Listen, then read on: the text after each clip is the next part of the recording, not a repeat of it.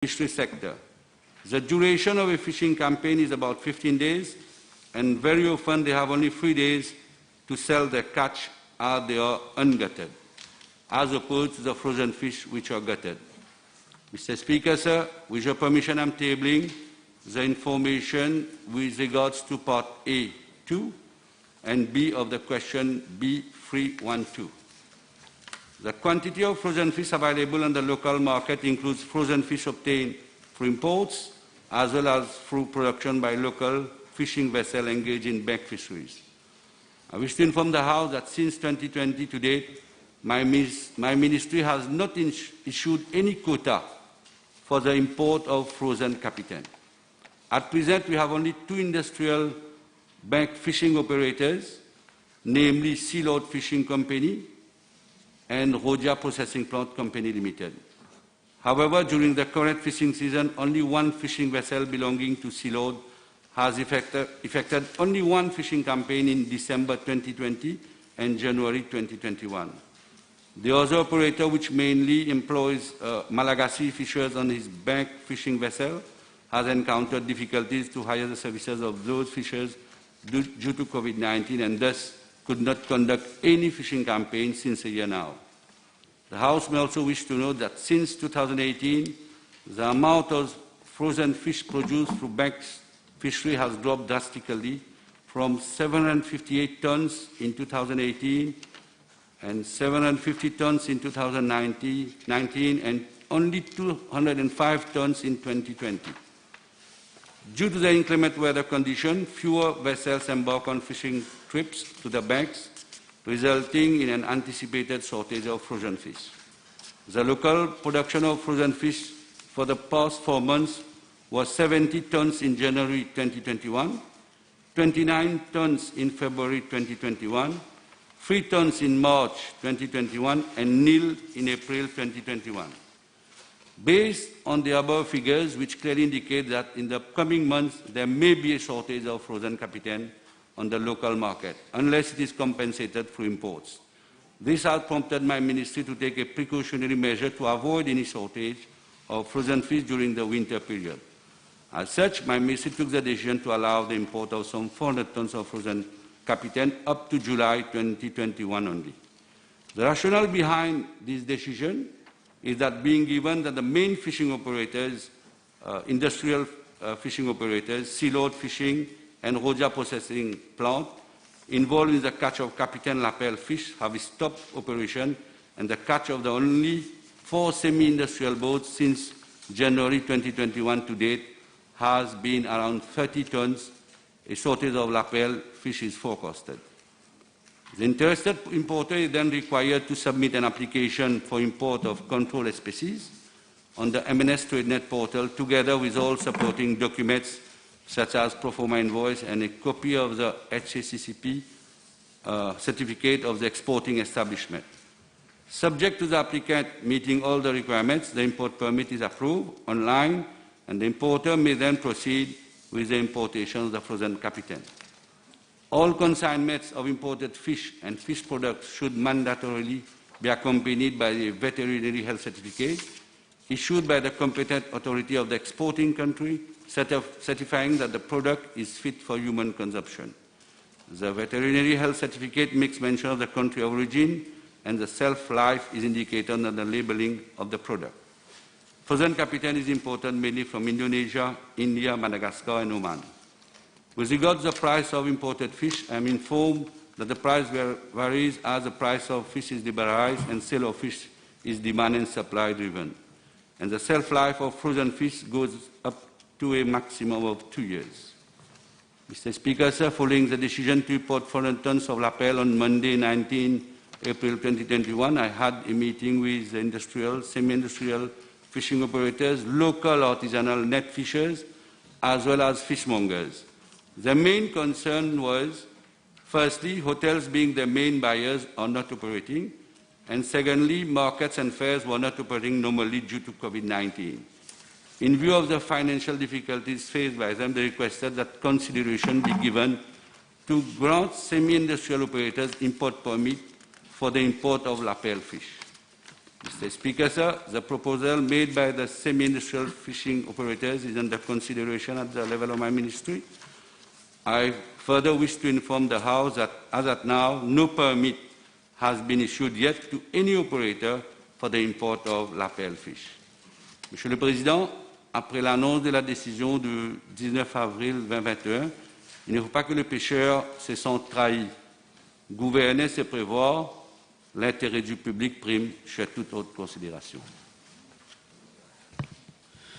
Monsieur le Président, j'ai bien écouté la réponse détaillée du ministre, et notamment sur le nombre de bateaux de pêche industriels et semi-industriels qui auraient donc diminué ces derniers temps. Pour autant, Monsieur le Président, 400 tonnes, c'est plus de 880 000 livres de poissons prévus à l'importation donc jusqu'à fin juillet 2021, autrement dit dans les 2 prochains mois et demi, à une période où nos frontières sont fermées, où nous n'avons quasiment pas de touristes, où nos activités hôtelières, économiques et sociales sont au ralenti. Le ministre peut-il vraiment nous éclairer sur les considérations et les calculs qui ont été effectués pour aboutir à une telle décision? Mr. Speaker, I have explained, being given that the main industrial fishing operators are not operating and will not operate in the near future also. So, of course, we have to take a decision. But it is still in abeyance. We are still working on it, but it's not definite. But it's not necessary that we have taken authorization for 400 tons. It's not necessary that we will give 400 tons. It depends. We'll check the market before. Merci, Monsieur le Président. Regarding the survey that was done, can I find out from the Minister whether there has been consultation with the artisanal fishermen prior to our PQ, me and my 2 colleagues in this House? Have you dared to meet them, explain to them the needs to import these chilled fish? I had a meeting, as I stated in my answer, Mr. Speaker, sir, on the 19th, where the operators in the semi-industrial, they made the request, if ever there will be a shortage, priority be given to them, as they are in the fishing business of capitaine. Merci, Monsieur le Président. Dois-je comprendre que les rencontres avec les pêcheurs ont eu lieu après que la décision d'importer du poisson ait été prise? Mr. Speaker, sir, in fact, we have consultative meeting with the Association of Fishermen. In 2020, we had 4 or 5 meetings. In March, 2nd of March, we had a meeting, and then there was the confinement, and then we had the meeting on the 19th. Thank you. Regarding the registered importers that you mentioned that was going to do this importation, can we have a list of these registered importers? Who are they? Is there tripod fishing amongst the list of approved importers? Can you confirm this to the House? I've just submitted, tabled the list. Monsieur le Président, merci. Dans le même souffle, est-ce que je pourrais demander au ministre de déposer la liste d'associations de pêcheurs qu'il a rencontrées concernant l'importation de poissons? D'accord. Mr. Speaker, sir, I will. Merci, Monsieur le Président. Monsieur le ministre, cette décision prise lors du Conseil des ministres le 16 avril dernier a, vous le comprendrez, surpris beaucoup de monde et surtout entraîné l'incompréhension et la colère de nombreux pêcheurs locaux qui ont déjà, selon leur propre dire, du mal à écouler leur prise. Le ministre peut-il donc rassurer la communauté des pêcheurs sur le fait que les poissons pêchés localement auront systématiquement la priorité de vente sur le marché local, quelles que soient les circonstances d'importation? Mr. Speaker, sir, we must first of all understand that the fish, the majority of the fish that are caught by our semi-industrial vessel are chill fish. And they are chill means they are only 15 days to be marketed. So when they come back after 12, 13 days, they've got only 3 days because they are ungutted. The lapel, which is a gutted, which stays for 2 years, this was only being catched by only 2 companies which I mentioned. But anyway, we are having meetings, we'll meet again, reconsideration being looked upon again. especially because the hotel market is closed and the market is erratic because of COVID. So we are still working on it. MP Sekian.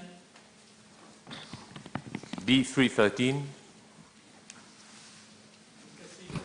I'm informed by the Land Drainage Authorities that there are 14 flood-prone areas in the region of Cupid, namely Chaman Lane opposite Cape Town Hall, Okulé, Cité Saint-Luc, Cupid, NSDC, Jasmine Network, Dr. Bowie Street, Cambombai, Cupid, Harry Couvent, Cupid, Popenici Street, Conlégier, Cité Atli, Louis Desroches Street, Release, Jekyll Street, Henri Robert Street, Montchelman Béluguet, Cupid, Montchelman des Voyennes, Forest Side. And I'm tabling a copy of the list. Mr. Speaker, with regard to the drain project being implemented by the Municipal Council of Cupid, I wish to inform the House that an amount of 7,425,833 rupees has been allocated to it, and there's a National Environment Fund in this financial year for the construction of drain at 7 sites as follows: Anderson Street, Cupid, Paration Lane, Les Casernes, Théodore Saugier, Cupid, Rivel Lane, Robinson, Gilbert Zozon Street, Goulam Hussein Road, Impasse Dumas, Malherbe. The House may wish to note that the contract for the construction of drain has already been allocated and work started on the 7th of March 2021, but due to COVID-19 confinement, work had to be stopped. The contractor had resumed construction work on the 3rd of May 2021. Mr. Speaker, sir, I'm informed by the National Development Unit that it has 2 drain projects which has already started in the region of Cupid as follows.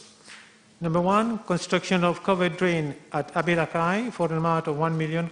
The contractor has already mobilized, on site. And drain at Branssecourt District, Montchelman Béluguet, Cupid for an amount of 4 million, which has reached 60% completion. Moreover, the National Development Unit has 9 additional drain projects for the region of Cupid at an estimated cost of 34,916,000, which are being finalized. These are enlargement of bridge at Rampas at Ramjin Lane, reconstruction of bridge and construction of retaining wall and drain along Rochecote Street, Forest Side, construction and upgrading of drain along Gilbert-Jozon Street and off Gilbert-Jozon Street, Okulé, construction of drain network at Résidence Les Jasmins, NSDC Forest Side, construction of retaining wall at Montchelman Piat, reinstatement of Canal Acajou Street, Forest Side, construction of drain at Stevenson Street, Les Casernes, construction of drain at Montchelman Anthem, Stafford Street, Forest Side, and construction of drain network at Jekyll Street, Okulé. Mr. Speaker, sir, in addition to the above project, the Road Development Authority also is undertaking a few drain projects in the region of Cupid, namely cleaning and upgrading of drain along Phoenix Plaisance Road, that is A10, at an estimated cost of 5,893,062 rupees, which has reached 30% completion. Drain work along La Brasserie Road, B70, and the improvement of pavement along Sivananda Road, B63, at an estimated cost of 4,618,351, which has been completed at about 80%. Cleaning of drain at Castel and Okulé at an estimated cost of about 1.8 million, which has been completed at about 80%. As regards the other flood-prone areas in respect of which work has not been initiated yet, I am informed by the Municipal Council of Cupid that it is presently undertaking a survey to determine the scope of work in collaboration with the Land Drainage Authority. Fund will consequently be applied for, and there's a National Environment Fund for these projects. Can I ask the Vice Prime Minister, when was the last project of construction of drains before the last flood. Before? Before the last flood, which happened 2 weeks ago. Is this old project or this year? Yeah. It's been going on. No, but I mean, this project are continuous. Ongoing, someone. Is this drain or is this work are being done by the local authority, or being done by the NDU, or being done by the RDA? It's an ongoing process. It's been going on for the last few years. In fact, there was no construction of drains since 2015. This is why I think, Mr. Speaker, I think the guy is hallucinating. I think the Honourable Member is hallucinating. I've given you the facts. And he says there is no drain since 2015. Next supplementary, Danu. Thank you, Mr. Speaker, sir.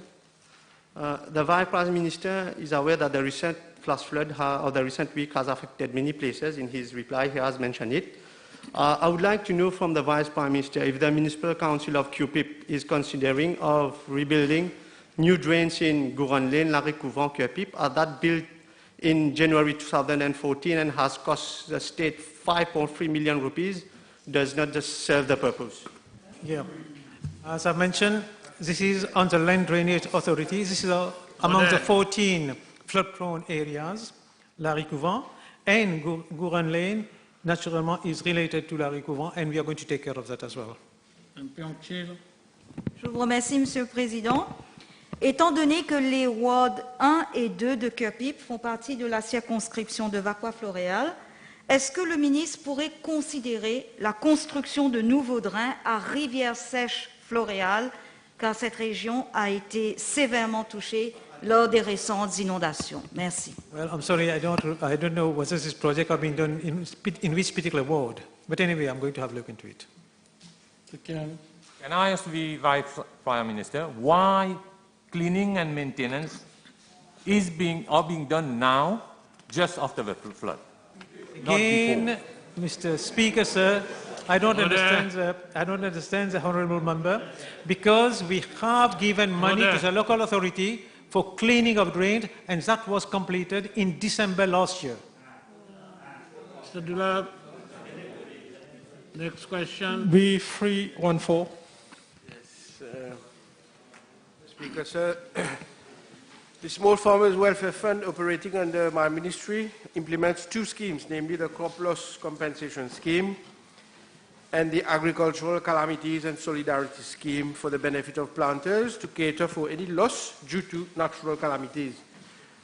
I wish to inform the House that following the torrential rainfall on 16th of April 2021, a loss assessment exercise has been conducted by officers of my ministry together with officers of the Food and Agricultural Research and Extension Institute, as well as the Small Farmers Welfare Fund to assess the extent of damage incurred in the fields to determine the degree of loss.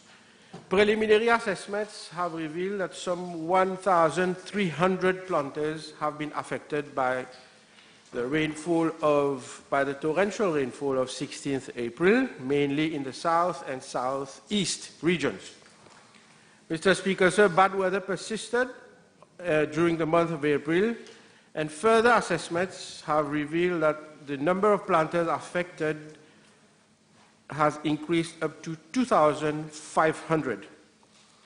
In view of the unprecedented rainfall registered over several areas of Mauritius, government has approved that affected planters be paid the sum of 2,000 rupees per arpent under the Agricultural Calamities Solidarity Scheme, plus a one-off financial assistance of 4,000 rupees, that is, therefore, a total of 6,000 rupees per arpent.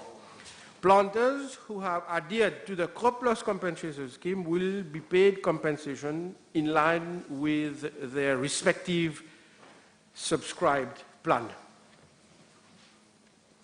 Thank you, Mr. Speaker, sir. The Minister recently announced that few vegetables would be imported in view of palliating to some scarcity of locally produced vegetables in Mauritius. Can you have an idea when these will be available and put on sale? Yes, importation of vegetables there are two limbs to it, Mr. Speaker. So first, there are private importers who apply for license from the National Plant and Protection Office for plants and plant products. They have already made applications. Some private importers have already received their consignments. And as far as the Agricultural Marketing Board is concerned, the Agricultural Marketing Board is currently doing the needful for importation. Why there are these difference between AMB and private importers, Mr. Speaker, so it's good that I explain. Experience has shown that private importers tend to import the high-end product, if I may say so, so that we need the AMB to come in to import the other products so that the consumers at large have a wide variety of vegetables on the market.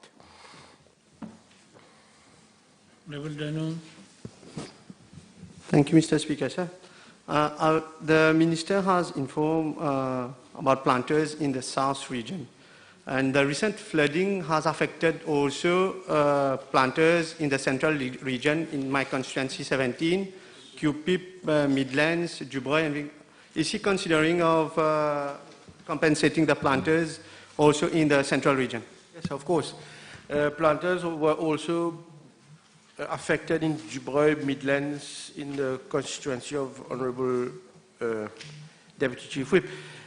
It's not a question of only the affected regions. Many regions have been affected, Mr. Speaker, sir. So in the Midlands, Dubreuil, Central Plateau part, even Glen Park, La Marie, and South and Southeast regions, the damage has been more than 75%. In fields, whereas in other areas it's a bit less, maybe 50%, and in the northern region it's even less. So depending on the extent, the compensation will be paid, and also depending on the number of planters. There are more planters who have been affected in those regions of Central Plateau and South and Southeast. It's not a question of only South and Southeast. I mentioned South and Southeast in the first part of my reply because I think this was the worst affected area. Last supplementary. According to crop loss compensation scheme, the planters pay a sum under this scheme, and they are not entitled under the agricultural calamity scheme. Is it true? No, this is not be the case. For the crop loss, they will be paid according to the scheme that they have subscribed. Whereas for the ACAS, the agricultural calamities, plus the one-off compensations, this is a separate scheme. Now, when the Honourable Member mentions that planters have to pay the premium of the agricultural, of the crop loss compensation scheme, which is an insurance scheme, it is good that the House recalls that in last budget, I believe, if I recall, the premium was waived by government because of specific situations. So we are also very well aware of the situation of planters, and wherever there comes the need to bring additional measures, we'd never hesitate to do so. The table has been advised that PQ B332, B333, B339, B358, B359, B369, B370, B371, B372, and B375 have been withdrawn. Next question. B315, please. Mr. Speaker, sir, I'm informed by the Road Development Authority that the project for the construction of grade separated junctions at Pontfair, Jumbo, and Daulat comprises the construction of 3 viaducts, namely at Pontfair, Jumbo, and Daulat, of a length of 315 meters, 180 meters, and 28 meters, respectively. The project also consists of the construction of 2 new roundabouts and a new link road linking Phoenix Bossons Road to Sudnak Link Road. As at date, the overall progress of works for the project is 86%, with 94% completion at Pontfair 81% at Jambu, and 74% at Daulat. With regard to Part A of the question, I'm informed by the RDA that the works were contractually scheduled to be completed on the 19th November 2020. However, in view of the first lockdown due to the COVID-19 pandemic and delays with respect to land acquisition, an extension of time of 82 days has been granted to the contractor, that is 73 days for the first lockdown and 109 days for the land acquisition issues. The expected completion date would therefore have been 23rd May 2021. But as the House is aware, on the 10th March 2021, works were again suspended on site due to the second lockdown coming into force in Mauritius. A phased resumption of works on site is started on the 25th March 2021 and is still going on.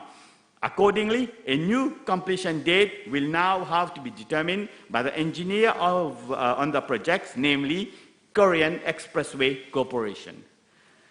Mr. Speaker, sir, I am, however, pleased to inform the House that a phased opening of the viaducts for the benefit of the road users is being envisaged as from July 2021. As regards Part B of the question, the amount disbursed at date for the project is around 1 billion, inclusive of VAT, and representing 71.3% of the contract value of nearly 1.5 billion, inclusive of VAT. Mr. Speaker, sir, with regard to Part C of the question, till date, I'm informed there is no cost overrun for the construction of the grade separated junctions at Pontfair, Jambu, and Daulat. As regard to Part D of the question, I'm informed by the RDA that prior to the start of the works on site, several visits were effected and interactive sessions were held with the inhabitants and the stakeholders in the vicinity of Pontfair, Jambu, and Daulat to inform them about the project, its impact and implications, and the support required from them for its implementation. These sessions were held as follows: 17 March 2017 at Phoenix, 18 March 2017 at Nelatambi and Boucan Lane, on the 21st March 2017 at Daulat Lane, on 22nd March 2017 at Boucan and Phoenix Mall, and on the 23rd March 2017 at Phoenix Palmerstone Municipal Hall. Furthermore, Mr. Speaker, sir, I personally had a meeting at the Sir Abdul Razak Mohammed Hall not later than last week, that is Thursday, 6 May, with the President and members of the Kadiri Square Circle of Phoenix, as well as representative of the Force Vive of the Phoenix Daulat region, in the presence of officers of the RDA and my ministry to give clarification on the project. I was indeed surprised to learn that since early 2019, several letters were addressed to my predecessor for a meeting with him, but there was no communication whatsoever from him, and the inhabitants were left to themselves. I wish to confirm that after my meeting of 6 May, the Force Vive were reassured and fully satisfied with the interaction thereon. I am also informed that during the implementation of the works, there is constant communication between the engineers of the RDA and members of the public requiring additional information. Moreover, at the request of the inhabitants of the region, the RDA was present in several meetings for further explanations as and when required, such as on 10th May 2019 at Sir Abdul Razak Mohammed Hall and on 22nd August 2019 at the municipality of Vakwa Phoenix. Mr. Speaker, sir, I am also advised that at the beginning of each construction phase, a communique is issued through the national television and radio to inform the public of the new road configurations, beside any queries, complaint, or representation from the inhabitants and the public at large are answered, attended to in a timely manner. Thank you. Thank the Minister. Honourable Minister, you met the representatives of the Abdul Razak Mohammed Hall, and it was decided in that meeting that there would be a plot of land that would be given so that a roundabout would be built for access to Robinson Lane number 1, number 2, and number 3 in that region. Is that so? And if it is the case, when will this project start? Mr. Speaker, sir, during that meeting, we have agreed, there was several solutions that have been agreed so as to give easy access to people in that region of Daulat. And my officers are working on it, and I'm not being able to give any specific date now, because the project is still going on. We are still in the construction of the viaduct, so constructing the roundabout now doesn't make any technical sense. With regard to the project itself, Honourable Minister, initially it was designed for the construction of 3 levels flyovers. It was then modified to 2-level flyovers. Has there been a study or a traffic impact assessment as to the impact that this modification will have on that project with regard to traffic in that region? No, Mr. Speaker, there hasn't been any change in design. Next. Minister, consider meeting people of Petit-Camp, Valentina, and most Boucan as well with regards to accessibility when the tramway will start. There would be a difficulty for them to have access. Mr. Speaker, sir, I've already said we have been meeting people that has been there, been trying to meet the then minister for years, hasn't been able to do so. We've met them, and we are meeting everyone that we need to meet to. Next question. B316, please. Yes. Mr. Speaker, sir, the number of reported cases of foot and mouth disease in Rodrigues as at last week is as follows. Pigs 13, that's 1-3. Les petits ruminants 23 et bovins 101. As for number of deaths, 8 bovins, 2 slaughtered. As for cases in Mauritius Island, no case of foot and mouth has been reported. For vaccination program, Mr. Speaker, sir, the answer is yes, vaccination program will be carried out. My ministry has contacted the Indian Ocean Commission for logistical support for procuring the vaccine. We are expecting to receive the vaccine at the end of the month. In fact, while waiting for the PQ to come, I received an SMS right now, if I may read it, because it is of direct relevance to the procurement of vaccine. I am informed that the vaccine will be loaded on the flight from, on the cargo flight from Emirates flight. We are expecting it on the 13th of May, therefore it should be reaching on that flight of Emirates, if all goes well.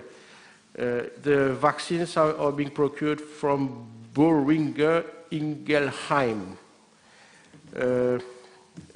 Sufficient number of doses have been ordered for both Rodrigues as well as Mauritius. But in the meantime, in order to control the spread of the disease, appropriate measures are being taken in Rodrigues, such as restriction of movement of animals, and they have declared over there the Commission for Agriculture red zones to contain the spread.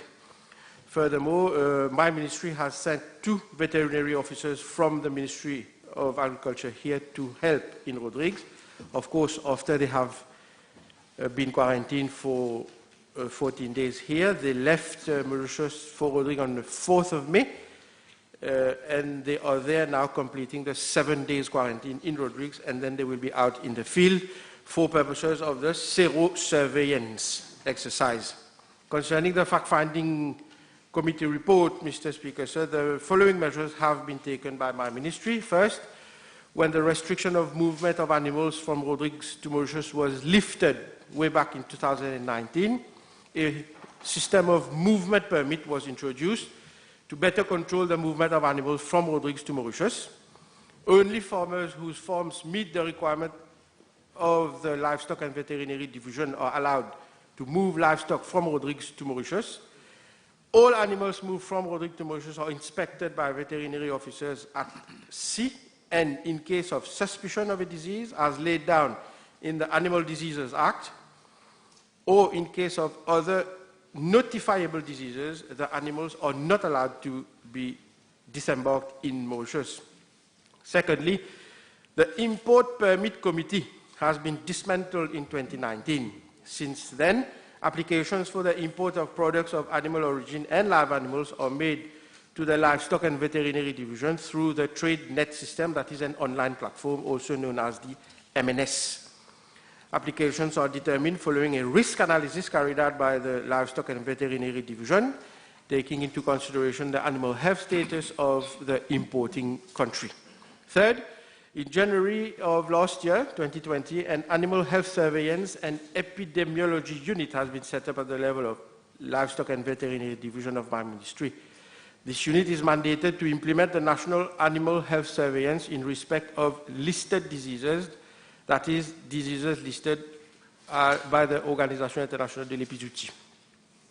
4 OIE-listed diseases have so far been covered, namely foot and mouth disease, peste des petits ruminants, avian influenza, and African horse sickness. Moreover, training of veterinary officers and laboratory technologists are ongoing through online training sessions carried out under the support towards operationalization of SADC Regional Agricultural Policy, also known as the STO-SAR project, and with the support of the European Union. Fourth, the feasibility for setting up a state-owned quarantine facility is currently being looked into. Thank you, Mr. Speaker. Sir. Yes, thank you, Honourable Minister. Can the Honourable Minister inform this House if a monitoring committee has been set up as recommended by the fact-finding committee to be chaired by the head of the veterinary service in Mauritius? We are regularly monitoring with the PVO, that is the Principal Veterinary Officer here, together with the, I forgot his name, the officer responsible in Rodrigues Commission for Agriculture, Environment, Forestry, Fisheries and Marine Parks, which is headed by a departmental head. And I also can inform the House that I am briefing Cabinet every Cabinet meeting since the outbreak of FMD in Rodrigues. Got to the setting up of this monitoring committee, the aim was to establish protocols in such a case. So will the Honourable Minister consider establishing that monitoring committee? The work is being done, Mr. Speaker. So my learned friend and the House will recall that, in fact, the fact-finding committee had laid much emphasis on, firstly, prompt reporting, because on the last occasion, I think it was in 2016, there was no prompt reporting. In this case, the reporting was within a few hours. I think within 4 hours, Rodrigues had already informed, and the process had already started. The fact-finding committee also had recommended for the collect of samples to be sent so that to confirm whether it is really FMD or not. This was done. Samples collected and sent to ANSES laboratory in France. ANSES is l'Agence nationale de sécurité sanitaire de l'alimentation, de l'environnement et du travail. Despite confinement, all this was done. ANSES confirmed that the FMB existed. So all those recommendations of fact-finding committee has been implemented. I can also recall for the serosurveillance, which is being undertaken, and the vaccination, as opposed to slaughtering. Vaccination, we have to understand one thing, it is not readily available, should be ordered. We have ordered sufficient amounts. If I recall, it's 180,000. As soon as they arrive, the vaccination will start. Last supplementary. Thank you, Mr. Speaker. Sir, can the Honourable Minister inform this House if government is contemplating paying a compensation to all those affected by this disease in Rodrigues? Of course, this is being looked into. This is being looked into, but it is still quite premature at this stage in view of especially the number of deaths. But this government never turns its back on farmers and breeders, and this is not the case now to start doing it. Next question. B317. Mr. Speaker, sir, with regard to Part A of the question, I'm informed that since 5th March 2021, an average of 2,260 PCR tests is being carried out on a daily basis, and the total number of tests carried out as at 9 May 2021 is 87,390.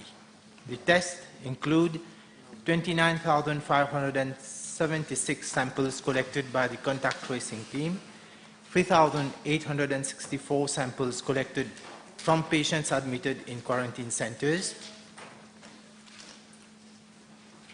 from people admitted in quarantine centers, and 53,950 samples from those attending COVID testing centers and hospital wards, respectively. Mr. Speaker, sir, in regard to Part B of the question, the swabs are received in viral transport medium, VTM, or nucleic acid testing medium in cold boxes and conveyed to the virology department of the laboratory, where the tests are conducted on the same day. Analysis of the PCR test is presently being carried out by the Central Health Laboratory at Condus and the Airport Health Laboratory located at SSR International Airport. The Central Health Lab has a capacity to conduct 2,000 tests per day, while the Airport Health Lab can conduct 1,500 tests on a daily basis. Besides these two laboratories, PCR tests is also being carried out by two private laboratories, namely Welkin Laboratory and Nova Lab, with a capacity of 500 and 300 tests per day, respectively. Honourable Minister, when the tests are carried out on the same day, do you get the results on the same day? Mr. Speaker, sir, if the the samples have been left at the laboratories early in the morning, the results is available in the afternoon. If the samples are left there late in the afternoon, the tests are available either at night or in the next day, early morning. Do you have an established protocols to avoid contamination when the samples are left to be tested after a few hours or a day or two?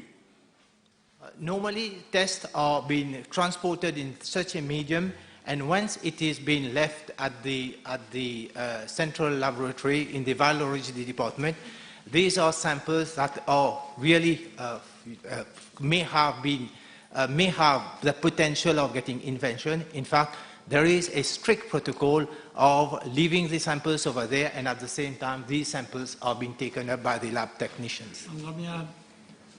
Can the Minister inform the House if a database record is kept for the samples collected and the results eventually at the Ministry, and whether it is demarcated, whether it has been tested at the airport or at the other laboratories?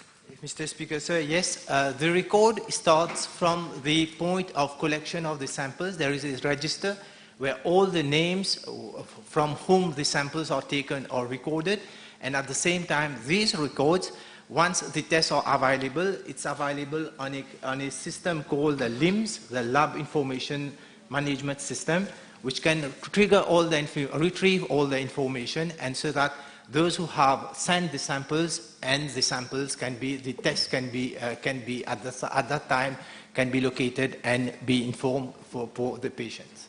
Dr. Mia. B318. Monsieur le Président, avec votre permission, je tiens tout d'abord à exprimer mon affliction et ma solidarité envers les familles qui ont été affectées par les inondations du 16 avril 2021. Mr. Speaker, sir, it is an undeniable fact that climate change, which is of a global dimension and a global concern, is having devastating impact on countries all around the world. Even countries with a state-of-the-art information technology and infrastructure are not being spared from the effects of climate change. Unfortunately, these consequences of climate change are expected to grow in intensity in the forthcoming decade.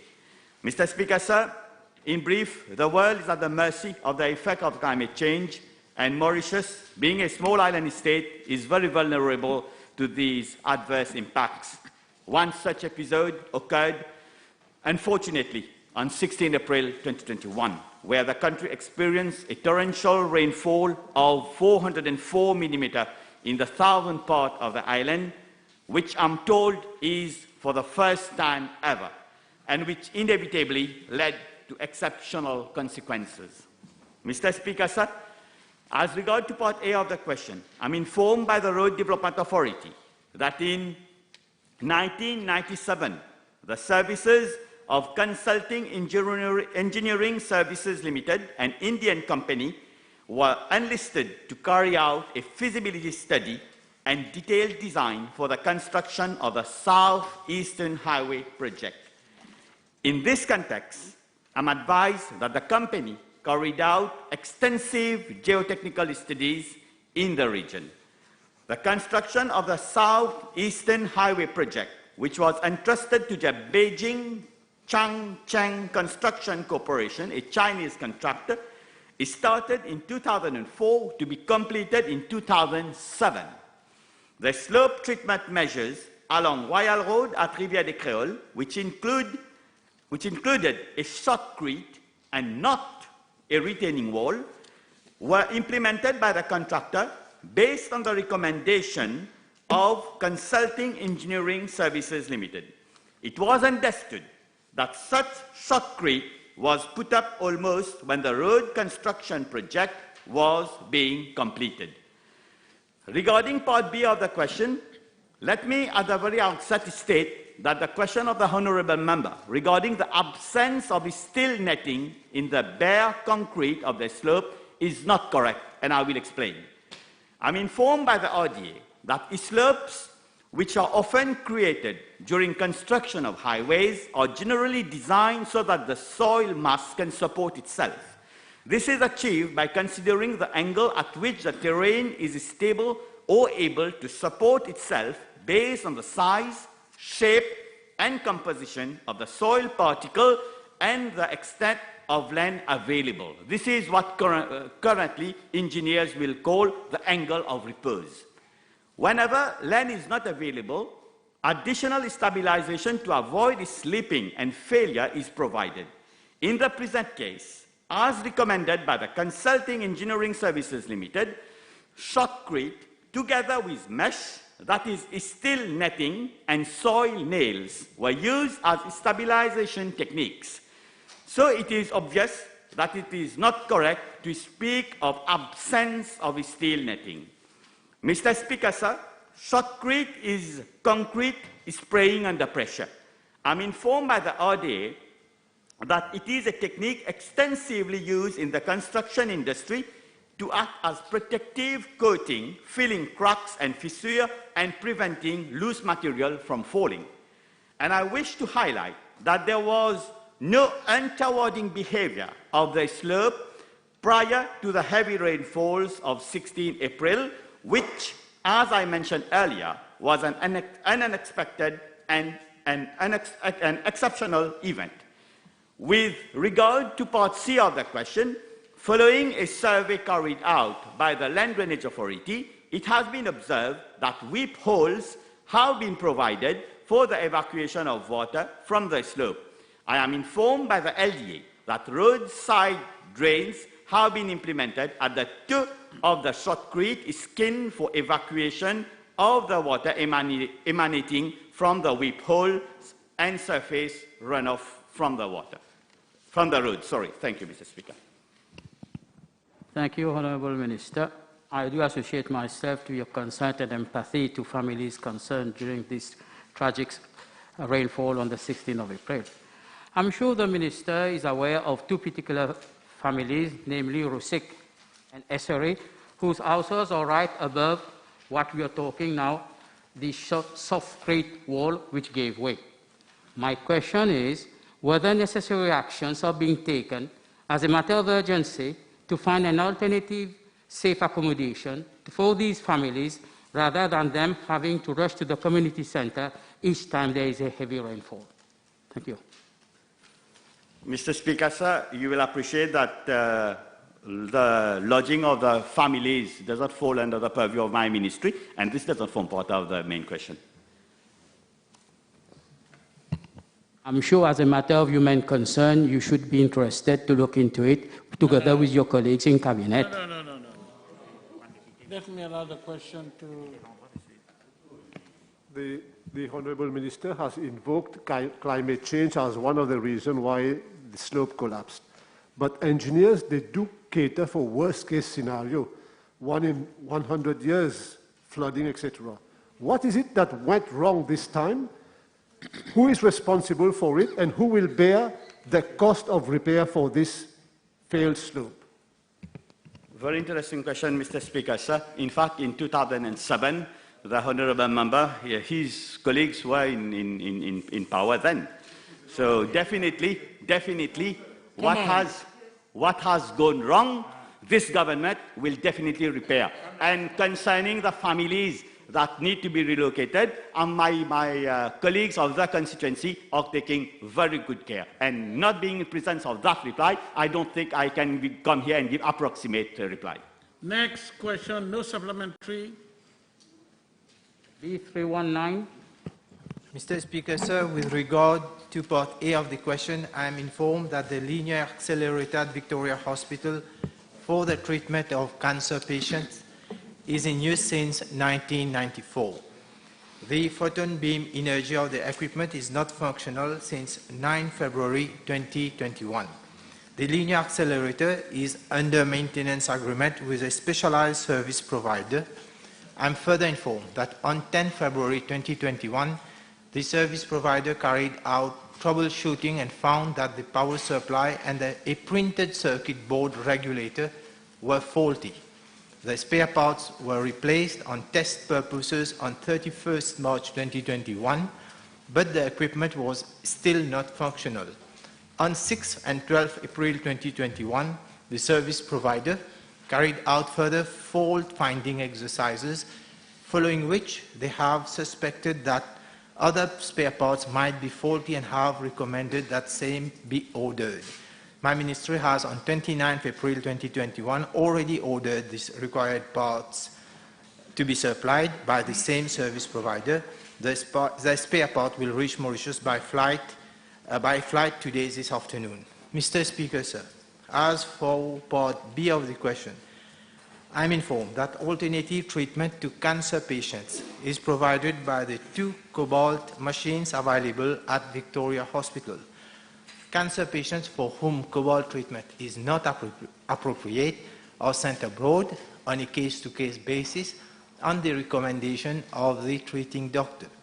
Mr. Speaker, sir, I wish to inform the House that the upcoming cancer hospital project includes 2 linear accelerators, which will no doubt contribute towards enhancing treatment to our patients. Thank you, Honourable Minister. The Minister is surely aware that there is only 1 linear accelerator for the whole of Mauritius, and that has not been working in optimum condition or repetitively under repairs over the last 2 years, as per the oncologists and the radiotherapists working at Victoria Hospital. Can the Minister inform the House what steps his ministry is undertaking to ensure a safe and continuous service for the time until we have the new machine at the new cancer hospital? Mr. Speaker, sir, as I have already informed the House, that alternative treatment to cancer patients is provided by the 2 cobalt machines, and in case if these patients need other treatment, they are sent abroad on a case-to-case basis on recommendation of the treatment doctor. Will the Minister give an update on the 2 new linear accelerators to be procured for the upcoming cancer hospital project, and when it is projected to be fully operational? Yes, Mr. Speaker, sir.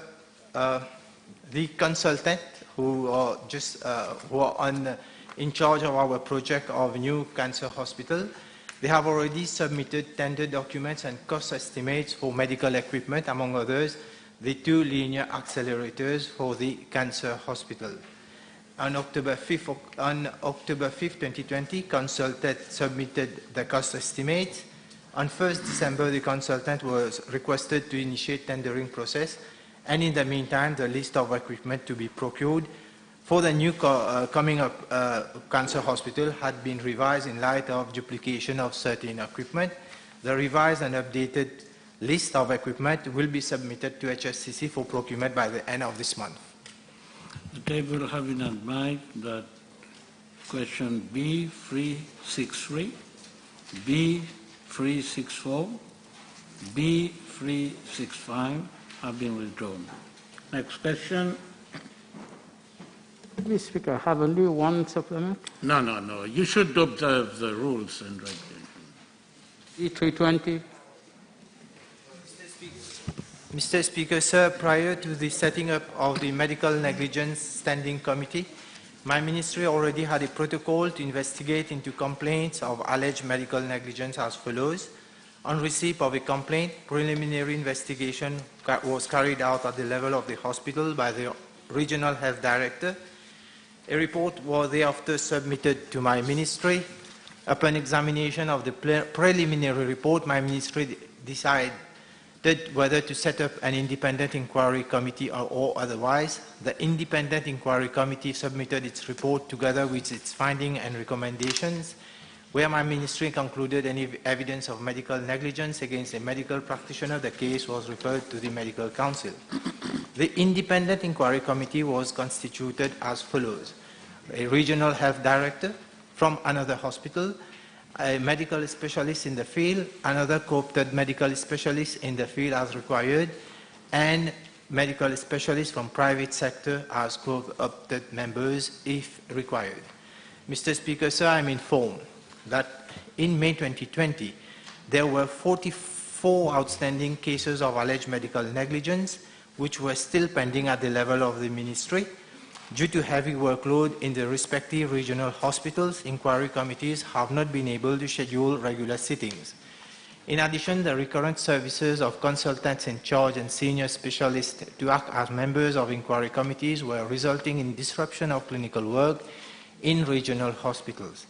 With such a severely delayed, and no disciplinary action could be taken. Moreover, the National Audit Office, in its report 2018-2019, had highlighted the inadequate mitigation measures being taken up by my ministry and the financial implications in terms of damages claimed due to alleged medical malpractices, and had therefore requested that necessary action be initiated to monitor and prevent medical malpractices and enforce disciplinary actions.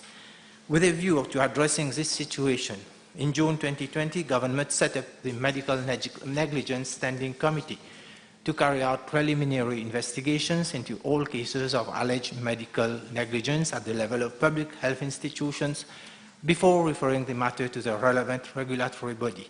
The Medical Negligence Standing Committee started its first investigation in July 2020.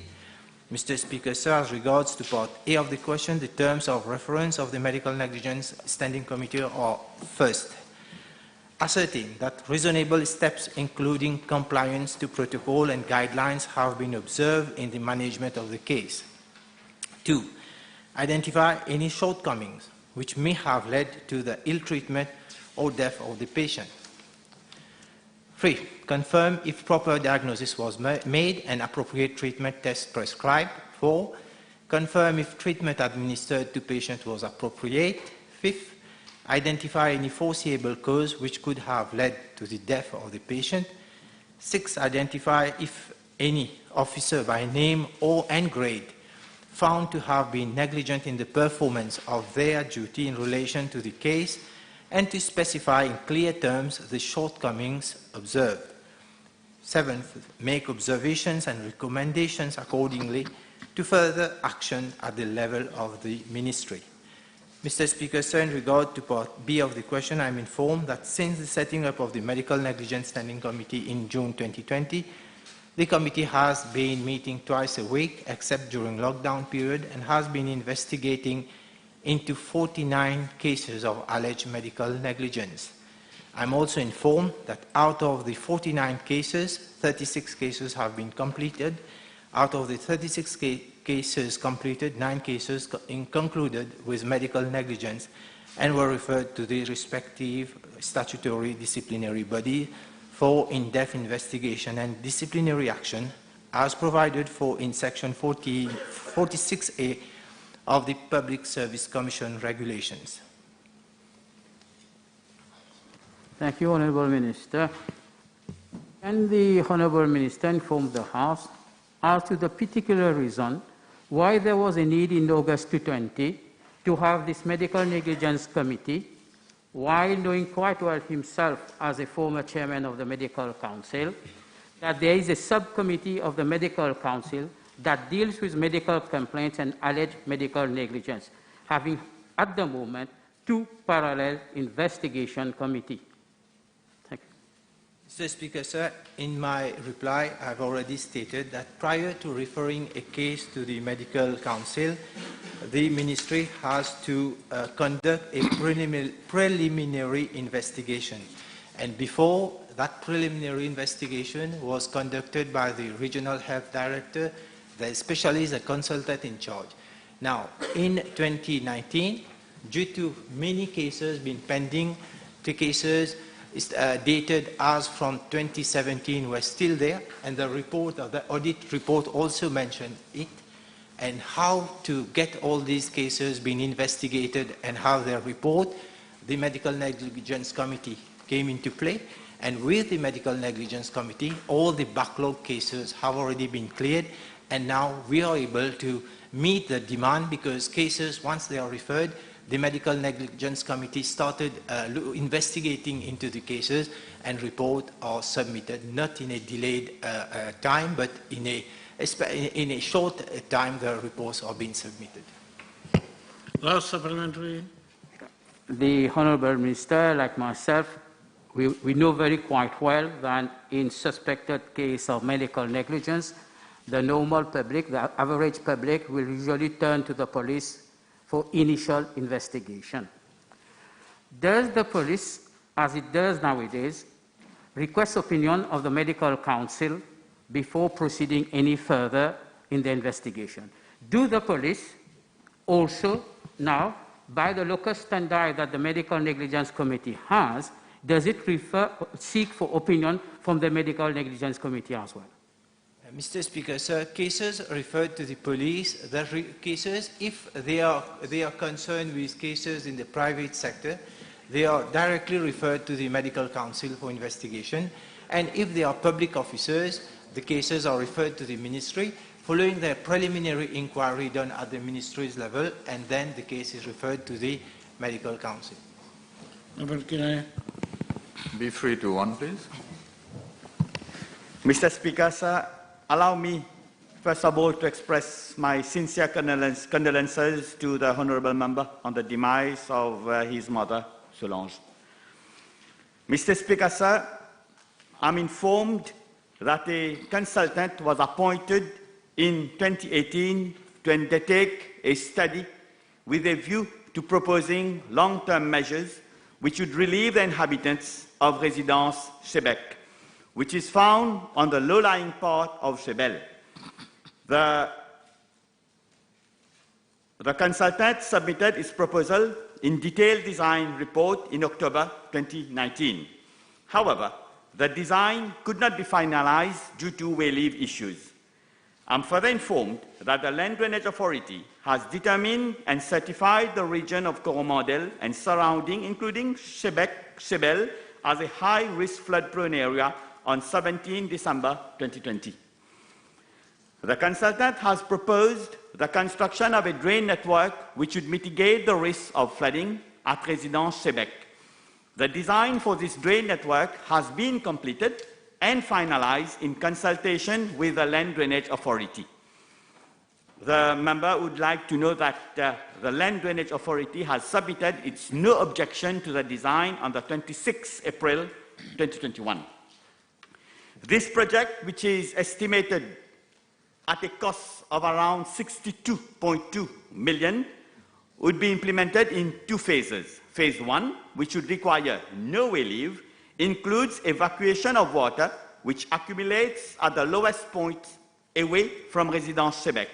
Phase 2 is planned for implementation after the completion of Phase 1, and acquisition of land will be required for the works to start. Phase 1 is estimated at 23.7 million and Phase 2 at 38.5 million. Bids for Phase 1 of the project is being finalized and is expected to be launched by early June 2021. Thank you, Mr. Speaker. Merci, Monsieur le Président. À mon tour de remercier l'honorable ministre pour son témoignage de sympathie. Et pourrais-je lui demander, Monsieur le Président, je pense qu'il est bien sûr au courant que ces inondations que subissent cette région de Québec lors des pluies torrentielles ne datent pas d'hier et que cette situation s'est davantage aggravée avec la construction des appartements de la NHDC.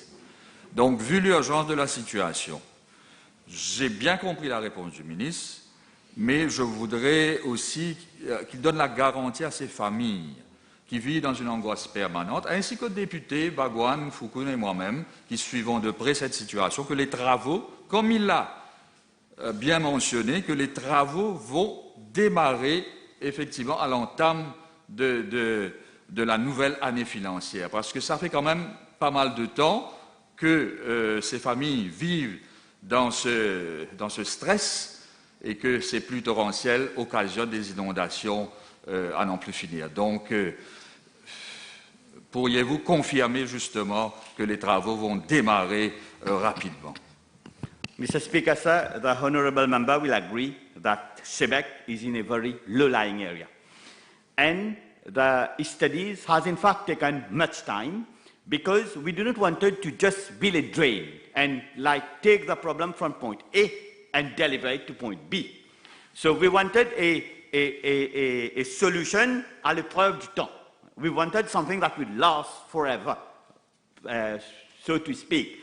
So all this has been done already, and I'm just confirming again what I've already said. The tender will be launched the first week of June. So it's all done and ready to shoot now. Next question.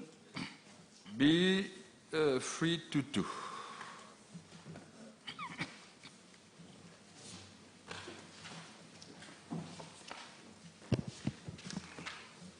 Mr. Speaker, sir, I'm informed by the National Development Unit has appointed a consultant for the submission of a comprehensive long-term proposal for the mitigation of the flooding problem reported by the inhabitants of the whole catchment area of Sebel. The design report has not yet been finalized because the consultant has been requested to carry out an in-depth investigation to confirm availability of corridors for the evacuation of stormwater from Residence Sebel through a network of narrow roads with buried services. The report has also been delayed by the major changes to the landscape from construction of the A1M1 and A1A3 road at the junction of which is located the outlet of Sebel catchment, which discharges into the Grande Rivière Northwest. I'm further informed that the works carried out by the Road Development Authority to the existing drain opposite Chantier Ramtula along Sebel Road, which is a classified road, has attenuated the overflowing of water into Residence Sebel. As regard to part B of the question, Independence Lane is affected by stormwater from Sebel Branch Road and from local precipitation. The RDA has been requested to look into replacing the concrete slab covers along Sebel Road, Branch Road, and across the whole width of Independence Lane by metal gratings to prevent stormwater from flooding the said lane. It is expected that the design report of the consultant working on the Sebel project will provide comprehensive measures to mitigate flooding of Independence Lane and Residence Sebel over the long term. As regard to part C of the question, I'm informed by the NDU that a drain absorption drain was constructed at Belvedere Lane, 5th mile by the NDU. And the honorable member will appreciate once again, Belvedere also is a very low-lying area. So the consultants are at it, but I should admit there is no solution as at today. The Land Drainage Authority is on a monthly basis, hold coordination and maintenance committees with all council. The Land Drainage Authority has accordingly devised a maintenance plan for all local authorities and is monitoring same. The council was requested in coordination, and maintenance committees to strictly adhere to the devised maintenance schedule and to ensure cleanliness of drains, rivers, and watercourses.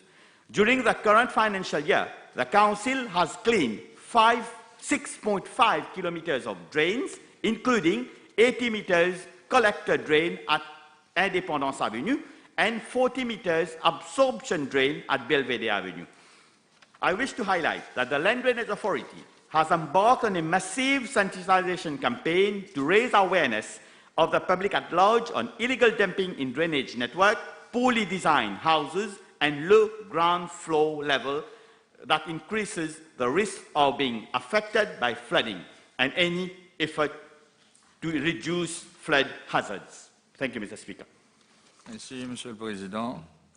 L'honorable ministre peut-il confirmer s'il a pris connaissance d'une pétition adressée aux autorités concernées par les habitants de cette région, incluant son ministère, où mention est faite, justement, il en a parlé, mais je préfère mettre l'emphase dessus, d'une grosse accumulation d'eau sur la route à Shebel Branch Road, où, parce que les drains sont obstrués, ils viennent dire que les drains sont nettoyés, mais c'est pas fait régulièrement, je dirais, et cela occasionne justement des inondations en période de grosses pluies ou de pluies torrentielles. Donc toute cette eau qui s'accumule sur Shebel Branch Road se déverse vers Avenue Indépendance et inonde toutes les maisons qui s'y trouvent. Donc l'honorable ministre peut-il confirmer s'il a pris connaissance de cette pétition et si le département concerné de la municipalité de Beaubassin-Rosil a aussi fait des recommandations par rapport aux travaux qui doivent être effectués dans ces régions concernées. Mr. Speaker, oui, j'en ai pris connaissance de cette pétition qui a été faite à mon ministère. Et comme je l'ai bien dit dans ma réponse, Monsieur le Président, on a demandé à la RDA de remplacer les slabs, les concrete slabs, qui sont pratiquement collés un contre l'autre et en temps de grosse pluie, effectivement avec le momentum que l'eau arrive et passe directement sur les drains et y atterrit dans la résidence Shebel. Alors, on est en train de remplacer ces slabs par des metal grating qui va faciliter l'absorption de ces eaux de pluie. Et ensuite, également, il y a aussi, comme j'ai dit, que les chemins de résidence Shebel qui mènent vers Coromandel pour éventuellement que l'eau soit évacuée dans Grande Rivière Nord-Ouest, ben là, c'est très petit, avec les services qui passent en dessous, alors on n'a pas vraiment beaucoup d'espace pour travailler. Alors ce qu'on va essayer de faire, c'est de travailler autour du résidence Shebel et placer les gratings là où il faut et retirer l'eau du résidence Shebel pour le amener sur la route royale et ainsi ça va directement dans les drains nouvellement construits qui sont en train d'être construits sur A1, A3 et A1, M1 et qui va être déversé dans Grande Rivière Nord-Ouest. Next question. Be free to free. Mr. Speaker, sir, pre-exposure prophylaxis, PREP, is the use of an antiretroviral biotherapy by HIV-negative persons who are nevertheless regularly exposed to the virus, so as to prevent them from being infected by HIV. PREP has been introduced in Mauritius in November 2018 with the coming into force of the latest national protocol for the medical handling of patients living with HIV/AIDS. PREP, when correctly done, reduces by 99% the risk of getting infected with HIV. Mr. Speaker, sir, as regards to Part A of the question, I am informed that we have had the following new PREP patients yearly: 2 male persons in 2018, 37 male persons and 1 female in 2019, 27 male persons and 3 transgender persons in 2020, 3 male persons in 2021 up to February. The total number of persons undergoing PREP treatment in Mauritius in 2021 is of 73, consisting of 69 males, 1 female, and 3 transgender persons. I'm also informed that PREP is in fact very efficient in reducing risk of HIV infection. It doesn't protect from other sexually transmitted infections. Thus, persons undergoing PREP treatment have medical consultations every 3 months, and they are screened for HIV, hepatitis B, hepatitis C, and syphilis. Mr. Speaker, sir, the cost of treatment and follow-up per patient for 1 year is 7,994 rupees. This includes the cost of blood investigations amounting to 5,520 rupees yearly, and the cost of medication amounting to 2,574 rupees yearly per patient. It is to be noted that the cost of 1 tablet of Truvada is 7 rupees 15 cents, and the patient takes 1 tablet daily. Mr. Speaker, sir, as regard to Part C of the question, since the introduction of PREP in 2018, the target populations have been regularly made aware of the PREP service available and accessible at all the HIV clinics. These awareness programs have been held through radio and TV in French, Creole, and Bhojpuri, as well as through NGOs networks. I'm also informed that in 2019, training on PREP protocol has been carried out for 1,157 healthcare personnel of my ministry. Likewise, in 2020, awareness sessions have been conducted targeting the civil society, and some 75 personnel have been reached. Posters in PREP in English have been developed and displayed as from August 2020 in all hospitals, HIV clinics, area health centers, mediclinics, community health centers, and distributed to NGOs. Leaflets in French have also been produced by my ministry and widely distributed as from August 2020 during awareness sessions in the community. Mr. Speaker, sir, I'm further informed that a poster on PREP in Creole is presently being finalized, and a radio and TV spot in Creole is also being developed. The poster will be ready by end of June of this year, and the TV spot will be broadcasted by July 2021. A Facebook campaign is also programmed for this year. Merci, Monsieur le Président. Dans un document de l'ONU-SIDA, il est recommandé d'intensifier la PrEP comme une intervention efficace supplémentaire pour la prévention du VIH. Et toujours selon des études effectuées par l'ONU-SIDA, il est constaté que ce sont les femmes qui sont les plus exposées au virus et par conséquent deviennent les premières victimes du VIH. Et là, j'ai écouté la réponse du ministre où il est question qu'il n'y a qu'une femme qui suit ce traitement, si on peut dire. Donc, est-ce que le ministre lui-même est informé qu'en 2020, il y a eu 118 femmes qui ont été infectées par le VIH, selon un rapport de l'ONG PILS, et de ce fait, il l'a dit, mais les campagnes de communication, d'information se font rares. Si cela va être fait à l'avenir, je dis tant mieux, mais il n'y a pas eu vraiment de campagne intensive pour sensibiliser et conscientiser les personnes, les femmes en particulier, par rapport à l'utilisation, les bienfaits de ce service de prévention, Monsieur le Président. Mr. Speaker, thank you for this question, Honourable Member. Yes, I totally agree with him that the female counterpart is mostly affected by and should be enrolled into the prevention campaign.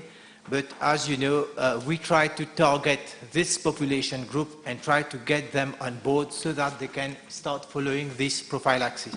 I believe the honourable member is very well aware of what is the situation, especially when dealing with this category of patient, and how difficult is for us it is to get them access to this treatment. Now, yes, we have to promote the campaign because the target groups, we don't have the number that we are looking for, especially when we know that female patients are being tested positive and they are being infected. This is what has been going on, and my ministry is much aware of this. We are working at the same time with the NGOs, where the NGOs have a very big role to play so that we can tackle this problem. Move to your next question. Can I have one last, please, Mr. Speaker? One last quick. Yep. Toutes les instances internationales, Monsieur le Président, engagées dans le combat pour l'éradication du VIH et le sida, recommandent que la PrEP soit davantage disponible aux populations. De ce fait, le ministre ne pense-t-il pas qu'il faudrait que ce traitement soit disponible dans tous les centres de santé à Maurice et pas uniquement dans les National Daycare Center for Immunosuppressed qui se trouvent dans les 5 hôpitaux régionaux? Yes, Mr. Speaker, sir, this has been taken up by my ministry. Especially, we are training the community physicians so that treatment can be available at the doorstep. Next question. B324.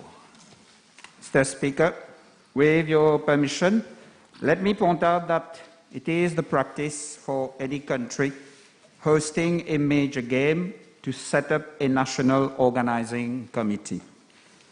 For the purpose of organizing the 10th edition of the Indian Ocean Islands Games in Mauritius in July 2019, an organizing committee known as the Comité d'Organisation des Jeux des Îles, COJI, was set up in 2016. I would like to seize this opportunity to remind the House of the outstanding performance of Mauritius, both in terms of the organization of the Games as well as the performance of our athletes. For the first time in its history, Mauritius won the Indian Ocean Island Games with a record-breaking number of medals. Regarding Part A of the question, I wish to inform the House that in his report on the accounts of government for the financial year 2019-2020, regarding disbursement of funds to the COJI, the Director of Audit mentioned the absence of a Memorandum of Understanding, MOU, between COJI and my ministry.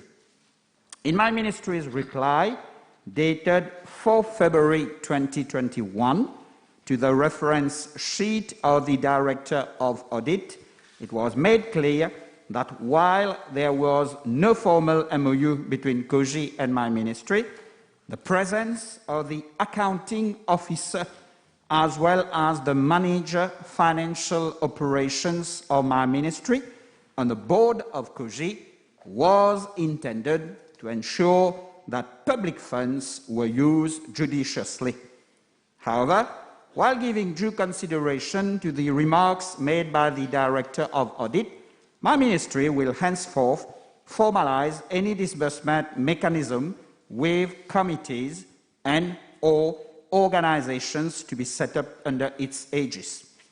Mr. Speaker, with regard to Part B of the question, I'm informed that copies of the audited accounts of COJI for the financial years ending 31st December 2018 and 2019 are available at my ministry. With your permission, I am tabling same. Thank you. Monsieur le Président, tout comme dans le cadre de la Mauritius Sport Infrastructure Limited, la MMIL, nous constatons également que pour le comité d'organisation des Jeux des îles de 2019, que les standards de base de comptabilité n'ont pas été respectés, d'après ce que je lis dans le rapport de l'audit. Le ministre, de ce fait, peut-il nous dire si, une fois encore, il compte initier une enquête sur ces manquements? Monsieur le Président, la réponse initiale était très claire. Le directeur de l'audit nous reprochait de n'avoir pas signé un MOU, mais je puis rassurer l'honorable membre ainsi que toute la population mauricienne que le fait que sur le bureau du COGI était présent comme membre le PS de mon ministère, qui est aussi le Accounting Officer, aussi bien que le Manager of Financial Operations, comme je l'ai dit, de sorte à veiller à ce que les fonds publics soient bien utilisés. Et donc, les comptes audités vont montrer cela. Donc, ce sont ces mêmes comptes que je viens de déposer à la Chambre. Oui, Monsieur le Président, une dernière question pour le ministre. Peux-tu nous dire si cela ne figure pas dans les comptes audités, hein, si cela est dans les comptes audités, il n'y a pas de souci. Comment ont été dépensés les 115 millions du Lotofund qui avaient été mis à la disposition du COGI 2019, comme c'est mentionné dans le rapport du directeur de l'audit à la page 323? Alors, Monsieur le Président, tous les fonds qui ont été mis à la disposition du COGI ont été utilisés à l'organisation des Jeux elles-mêmes. The accommodation of all delegations, l'achat des équipements, la tenue des compétitions. Donc, tous les fonds, que ce soit les 115 millions du loto, aussi bien que les sponsors que nous avions reçus, tous ces fonds ont été utilisés à l'organisation des Jeux en général. The table had been advised that PQB 373, B 374 have been withdrawn. B325. Mr. Speaker, sir, I'd like to inform the House that Mr. VP, Permanent Secretary at my ministry, is a board member of the Higher Education Commission, the University of Mauritius, the University of Technology, and the Université de Mascareignes. With regard to the second part of the question, I'm tabling the relevant information as to the benefits and emoluments drawn in each case.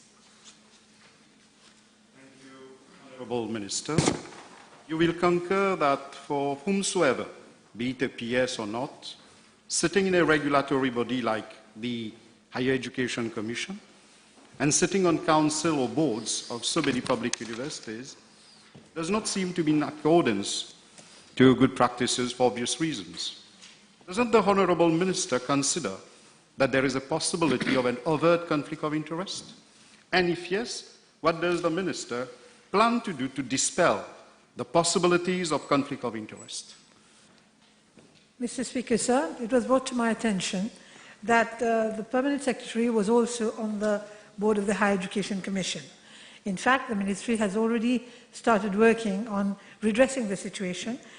Although there might not be a direct conflict of interest, but ethically, I believe that he cannot be on the Higher Education Commission as well as on the boards of the universities. So we are taking necessary steps for that. Thank you, Honourable Minister. B326. Mr. Speaker, sir, the Private Secondary Education Authority has been entrusted with the registration of teachers under Section 4G of the PSCA Act 2016. Consequently, the PSCA carries out the registration of potential teachers and issues eligibility to teach certificates, commonly known as a teacher's license, to those who fulfill the qualification requirements for teaching and who desire to take up employment as teacher in private secondary schools. Mr. Speaker, sir, with a view to ensuring parity between the state and private secondary schools, the board of the PSCA approved in 2017 that an eligibility certificate to teach would be issued to applicants who hold a degree or a joint degree in the subject to be taught in the private secondary school, except for some specific subjects for which a degree or joint degree with the same appellation does not exist. And no eligibility certificate will be issued to those who hold a degree or a joint degree or a diploma in a subject which is not taught in the private secondary schools. Mr. Speaker, sir, in September 2020, a technical committee was set up at the level of my ministry, comprising inter alia representatives of the PSCA, the MIE, and the Mahatma Gandhi Institute, to look into issues relating to the eligibility criteria and make recommendations with a view to harmonizing the requirements for the recruitment of educators in state secondary schools, MGI, the MGI, and private secondary schools. Pending the finalization of the report of the technical committee, eligibility certificates to teach are being issued to prospective educators as per the board decision taken in year 2017. Thank you, Honourable Minister. You must have realized why I came forward with this precise parliamentary question. You must be aware that there are several degree holders. Just put the question. It is coming, sir. Put the question. Yes. There are several degree holders who formerly could teach in private secondary schools, but now are not eligible. What is the way forward, Honourable Minister, for these young graduates who are graduates from University of Mauritius? Mr. Speaker, sir, I wish to draw the attention of the House that teachers who are already teaching in secondary schools will be allowed to carry on with their teaching. However, there are certain teachers who were not teaching, who were there in cases where we say there is a scarcity area, who have left the school after some time and then are trying to get recruited in other schools. So we are dealing with these situations. And as I've said earlier, those who are already in the teaching profession will be allowed to continue. Thank you, Honourable Minister. I will submit to you a long list of degree holders who are now barred from having that eligibility to teach at the end of the session.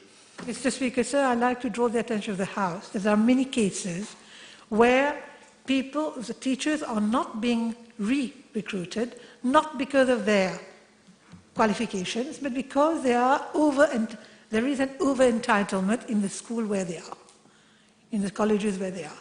So we cannot mix up the issues. B328 to 7, I think.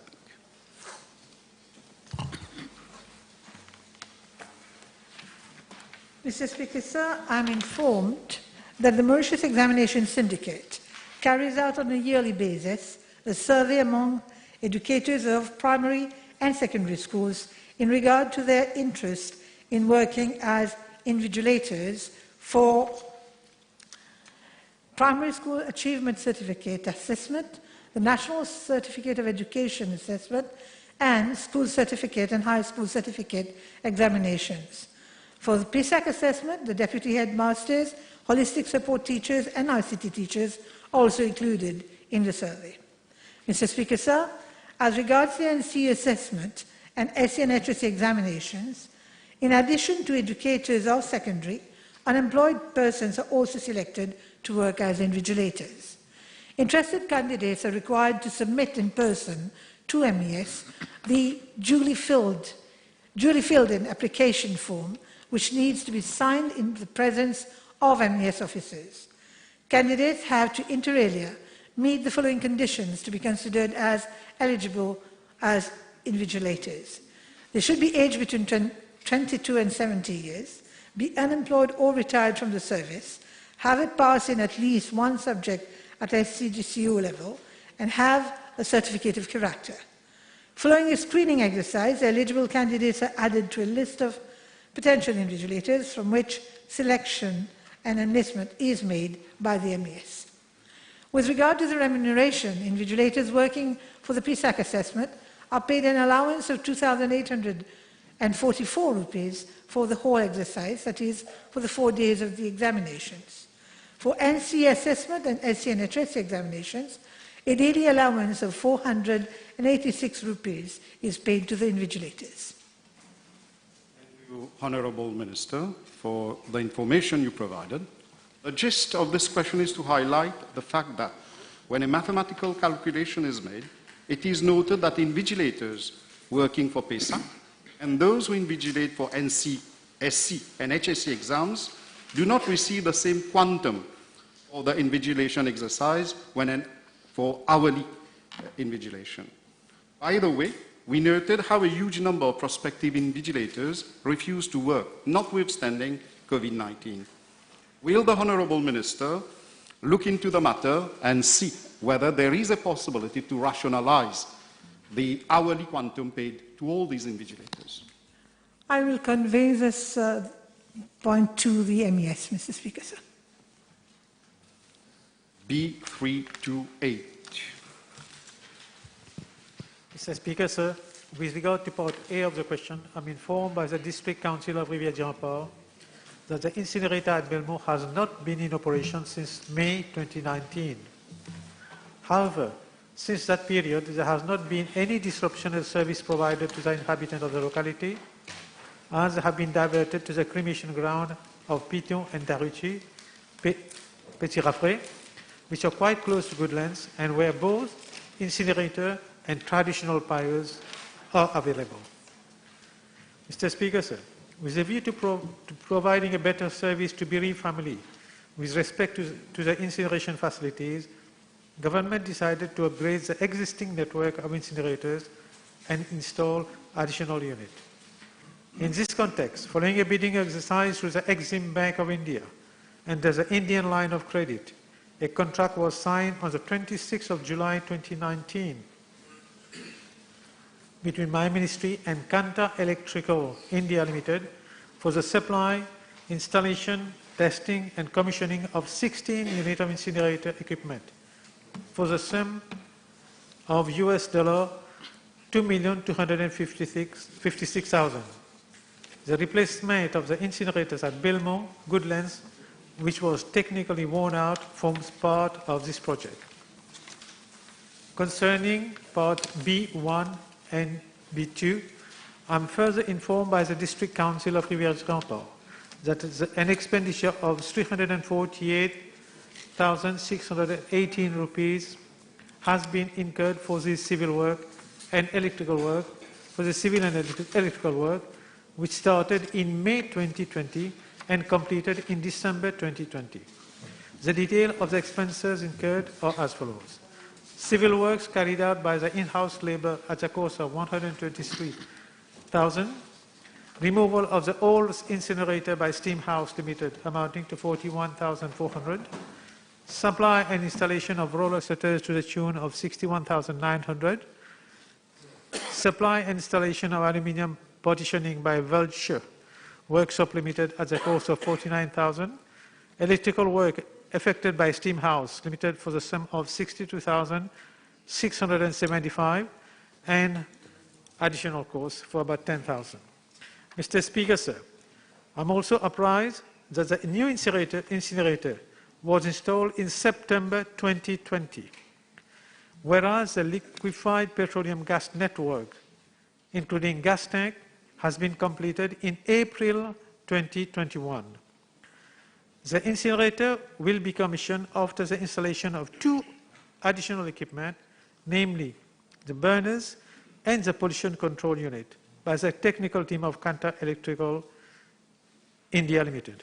However, this exercise could not have been carried out as the Indian team flew back to India on the 28th of April 2021 due to family and health issue in the wake of COVID-19 pandemic situation prevailing in India. The Indian team is expected back in Mauritius in July 2021. Thank you, Honorable Minister. I agree with you that there has been no disruption, but however, we shouldn't forget the inconveniences caused, and let us hope by July 2021 it would be repaired and come into operation. Thank you. I hope so, Mr. Speaker. Time over.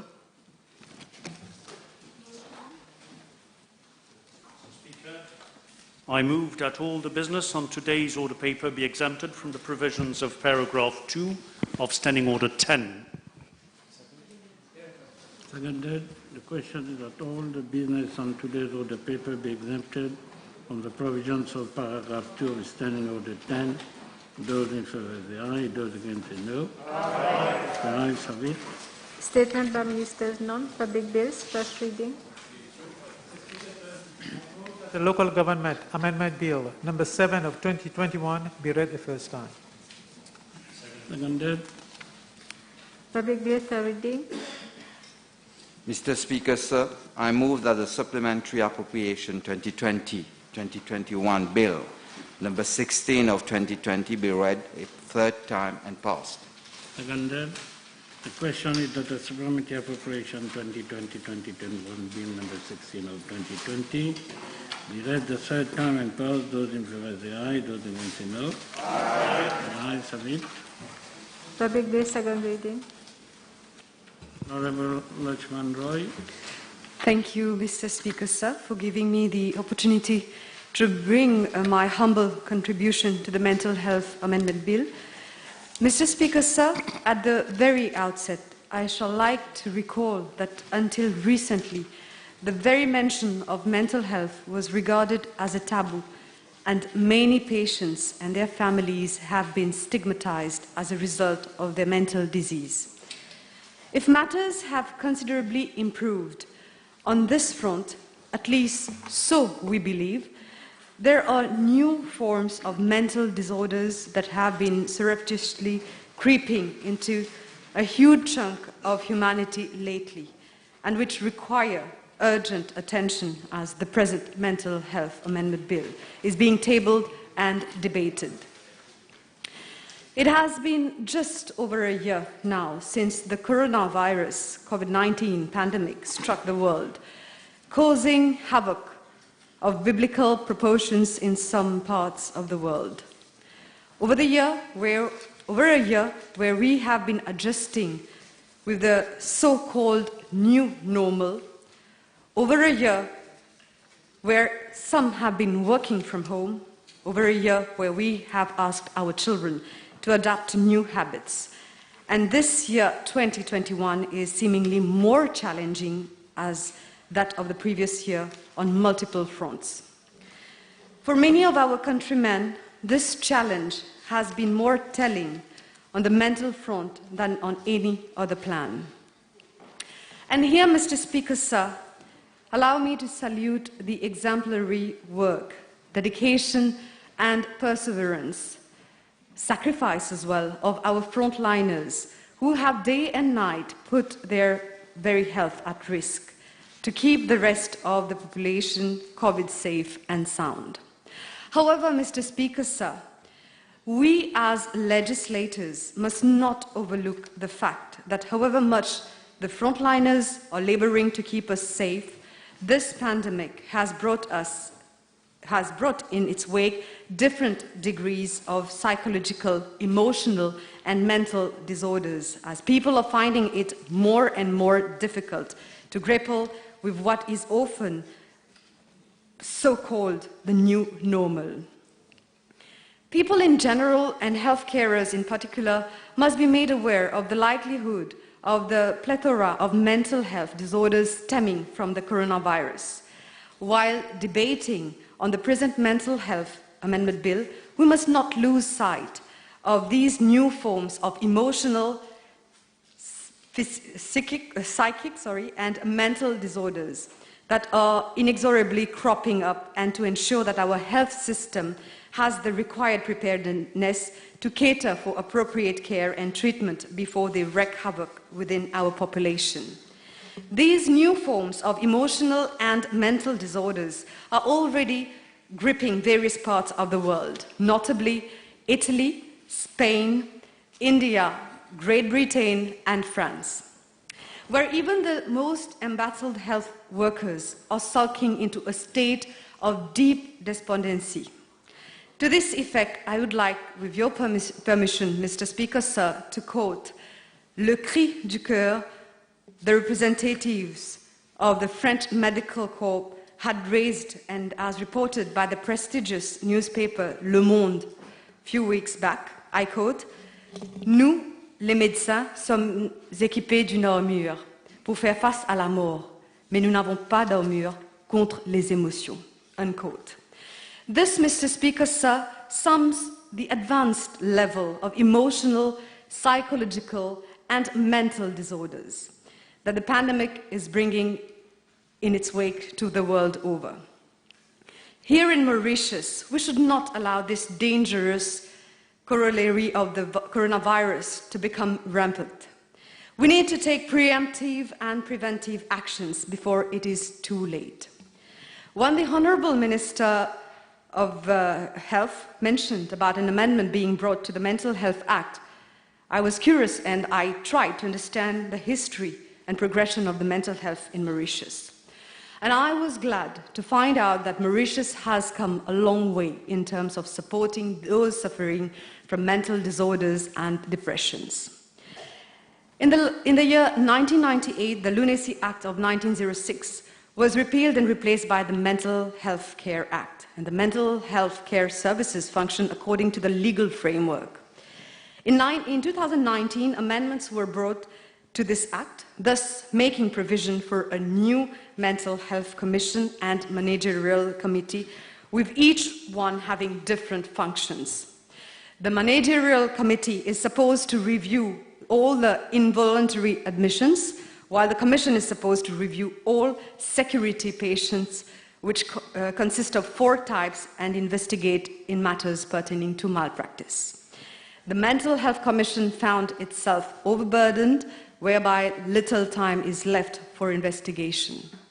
This present amendment being brought so that the Mental Health Commission will see only 2 types of security patients. Firstly, those who have been found not guilty by reason of insanity or mental illness and is confined at the BSH.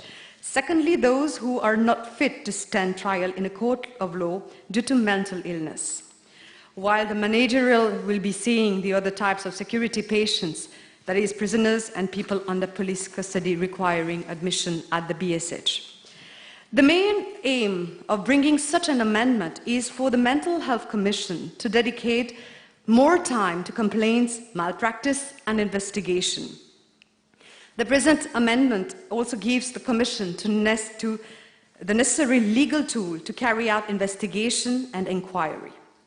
There is also an element of dissuasion in the amendment whereby the legal implication will dissuade carers, family, and society in general to ill-treat or aggress people suffering from mental disorders.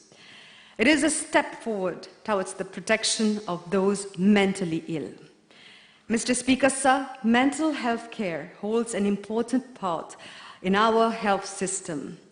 Good mental health is a must for the wellness of our society and a happy life.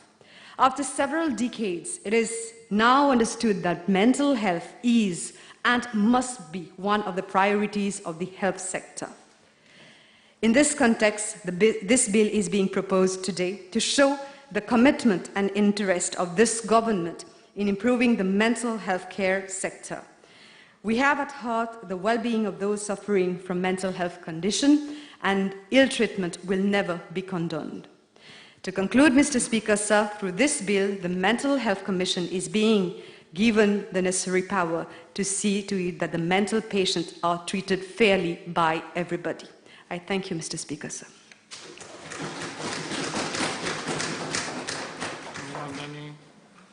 Mr. Speaker, sir, as previously working as a medical practitioner, I fully support the amendments proposed in the Mental Health Care Amendment Bill. On the last session, a point was raised by Honourable Member on the other side of the House on the definition of the mental health. It is absolutely irrelevant. If you look into the true sense of the mental disorder, it is a disease of the mind, whereby a significant occurrence of a mental or behavioral exhibit by symptoms indicating a disturbance of a mental functioning, including symptoms of a disturbance of thought, mood, volition, perception, orientation, and memory loss, which are present to such a degree as to be considered pathological. I understand that these amendments relate to management of security of patients in the mental health care institution, and it's important to be reviewed for the patient's right and to adapt it to the evolving time. The Mental Health Care Act provides for 2 distinct mechanisms in the administration of mental health care, namely the Mental Health Board, with an oversight on promotion of rights and care of the patient, and with a responsibility to advise the Ministry of Health and Wellness on the improvement of the administrative function over the activities. And secondly, the Mental Health Commission, with the responsibility of protecting rights of the patient, ensuring discipline among healthcare professionals, as well as looking into admission, care, and discharge of security of patient. The amendments proposed in this bill would eventually enable the Mental Health Commission to focus on the administration of the discipline in the service delivery and investigations into complaint. This bill also provides for a series of offences under the Act which would be punishable in terms of a fine and together with imprisonment for a term up to a period of 2 years, depending on the discretion of the court in case of serious misconduct, and that would prevent the Commission in the proper exercise of its function. Mr. Speaker, sir, this bill will certainly aim at harmonizing the operations of the Managerial Committee and the Mental Health Commission by separating the medical duty from the investigative function. I understand the administration of mental health care is faced with emerging challenges, with the increasing probability for the need to accommodate a new breed of patients and perpetrators of serious crimes resulting from the nefarious effect of consumption of synthetic drugs. Mr. Speaker, sir, the new section 43A added in this amendment bill will be able to reinforce the Commission in terms of offences committed by any person. If any person failed to attend the Commission or give false evidence in terms of document or procure false testimony of a witness, before the Commission shall commit an offence whereby liable to a fine and imprisonment. Mr. Speaker, sir, I wish to conclude and congratulate the Minister of Health and Wellness for proposing these amendments to this House, although he is required these days to devote much of his time for the management of COVID-19 pandemic. Thank you, Mr. Speaker, sir.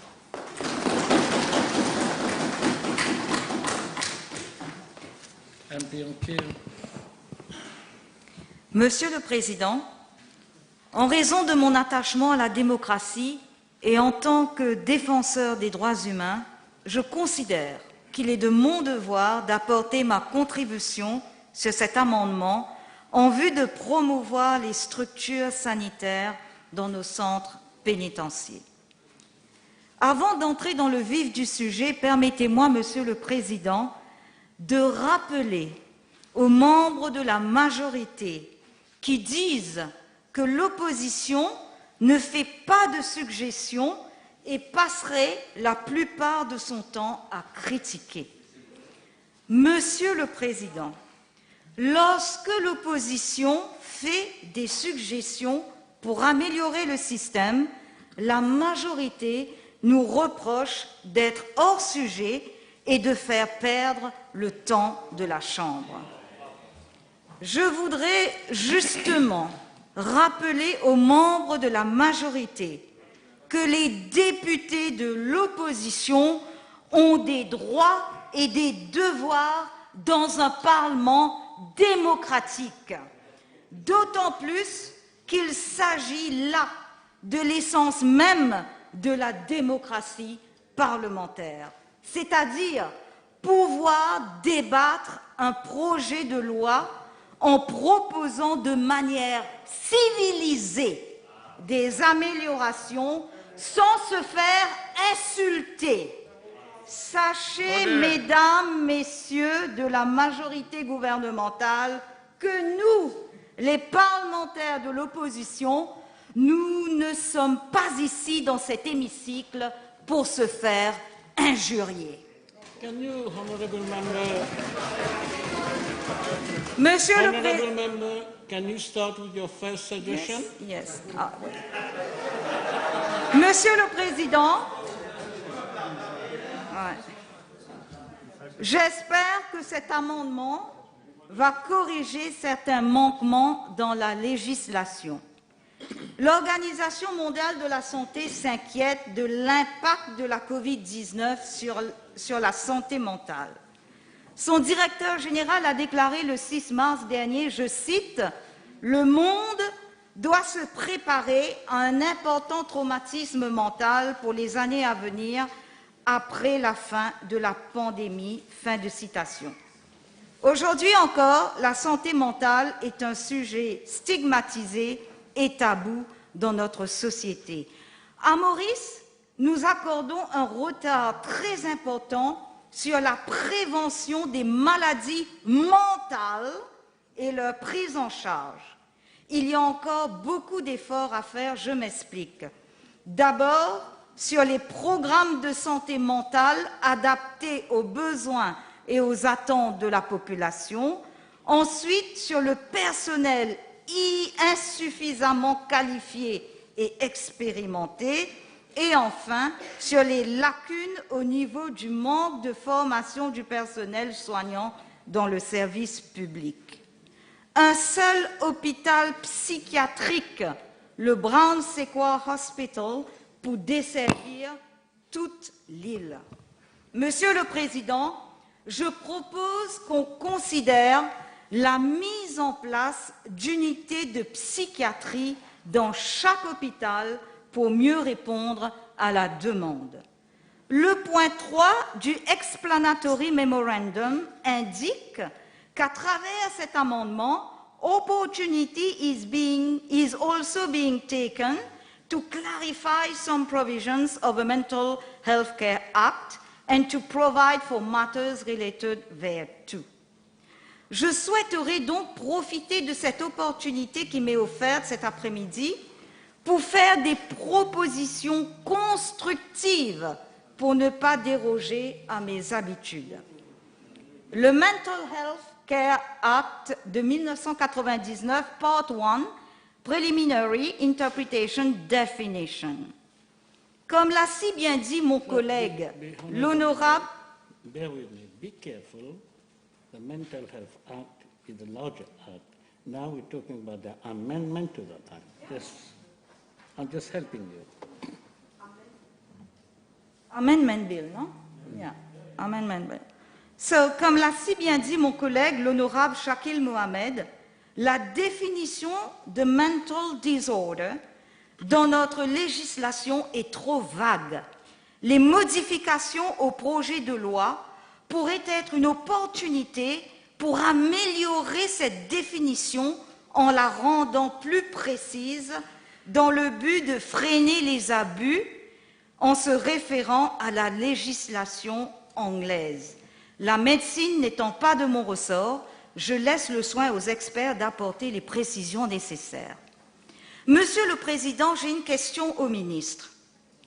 Est-ce qu'une récente étude a été entreprise par son ministère pour mieux connaître la santé mentale des personnes incarcérées de notre pays? Part 4, Treatment, Leave and Discharge. Section 28, Follow-up of Discharge Patients. On pourrait appliquer la loi anglaise sur le duty of care envers les discharge patients. À la sortie du patient, le personnel s'engage à assurer un suivi médical incluant la continuité des soins et l'évaluation du traitement du patient. Part 8, Miscellaneous. Section 43, Appeal. Le droit de faire appel si un patient pense qu'il a été détenu injustement existe dans notre loi. Alors, avec cet amendement, c'est le Managerial Committee qui va agir en tant que Mental Health Review Tribunal. Le Managerial Committee doit être un organisme indépendant. Cependant, il faudrait s'assurer que le médecin traitant du patient ne soit pas sur le comité qui va examiner la demande d'appel du patient. L'avis d'un médecin indépendant pour une deuxième opinion est indispensable. Autrement, cela constituerait un cas flagrant de conflit d'intérêts. Il serait bien que ce comité soit également composé d'un travailleur social, d'un avocat et d'un psychologue, entre autres. Pour les patients du Brown Sequoia Hospital qui n'ont pas les moyens de se payer un avocat, je suggère l'attribution d'un représentant légal au profit du patient devant le Managerial Committee. L'amendement ne mentionne pas de community care. Lorsque le patient retourne dans sa communauté, très souvent, on perd les patients quand ils retournent chez eux. On pourrait s'inspirer du Community Care Act anglais pour assurer le bien-être des personnes ayant besoin des soins et des services de soutien. Il vise également à amener la personnalisation des services de soins en plaçant la personne au centre du processus. En Angleterre, le Care Act a diminué le taux d'hospitalisation ainsi que la durée d'hospitalisation du patient. Monsieur le Président, avant de conclure, je souhaiterais attirer l'attention sur les résidents du Correctional Youth Center et du Rehabilitation Youth Center qui, eux, malheureusement, ne sont pas sujets à un panel de psychiatres pour déterminer si leurs problèmes de comportement sont dus à des troubles mentaux. Le Fact-Finding Committee on Residential Care Institutions and Shelters for Children en 2015 recommande que les enfants ayant des problèmes psychiatriques aigus devraient être placés dans une unité spécialisée sous l'égide du ministère de la Santé et de la qualité de la vie. Chez nous, Monsieur le Président, certains mineurs, au lieu d'être traités pour des troubles mentaux, sont punis et envoyés au CYC et OYC alors qu'on aurait dû résoudre le problème à la source. Alors que la Convention aux droits de l'enfant stipule que l'arrestation, la détention ou l'emprisonnement d'un enfant doit être le dernier recours. Dans beaucoup de pays, la santé mentale des mineurs détenus fait l'objet d'une attention particulière parce qu'une bonne prise en charge de la santé mentale est porteuse de potentialités pour la construction du mineur détenu. Pour conclure, Monsieur le Président, je fais un appel au ministre de la Santé de ne pas apporter des amendements piecemeal au coup par coup, mais de revoir la législation dans son ensemble pour répondre aux aspirations de la population. Je vous remercie, Monsieur le Président.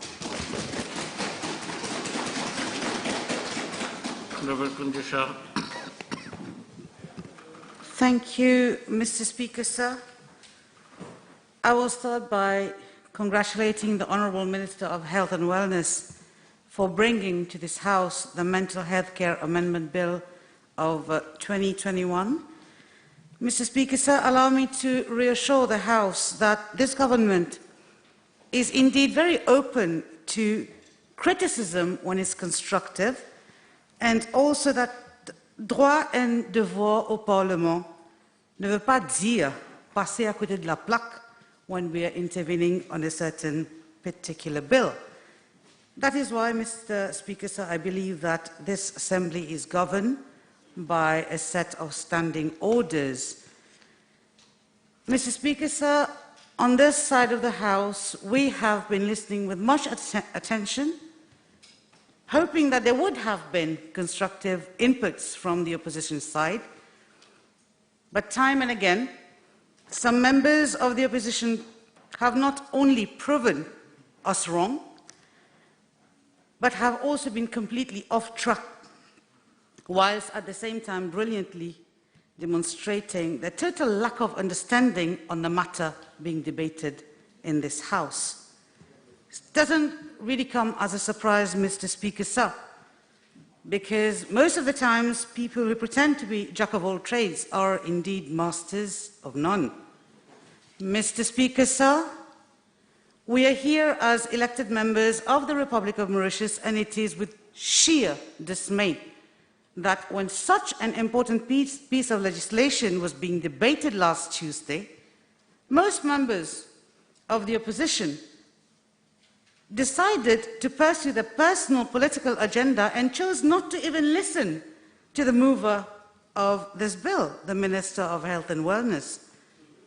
More shameful is to allege that the Honourable Minister does not have the support of our Prime Minister. Had this been true, Mr. Speaker, sir, he would not have been presenting this bill in the House. So let me state it very clearly once and for all, that the Honourable Minister of Health and Wellness not only has the trust and support of our Prime Minister, but also the same trust and support of all his colleagues in the government and that of the whole population of Mauritius. And coming to my first point on the bill being debated, I would like to invite.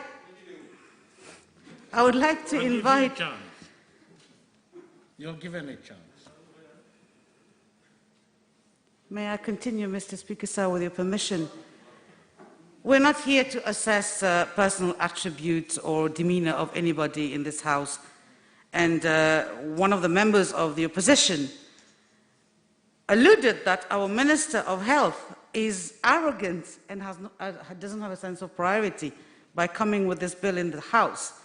This is actually quite comical, Mr. Speaker, sir. It's akin to the pot calling the kettle black. But getting back to the bill at hand, Mr. Speaker, sir, I would like to invite honourable members on the other side of the House to share their definition of priority, because the Mental Health Care Amendment Bill of 2021 has been introduced to this House with the very objective of addressing issues of mental health disorders in order to provide the best possible care to the evolving needs of the mental health care users and providers.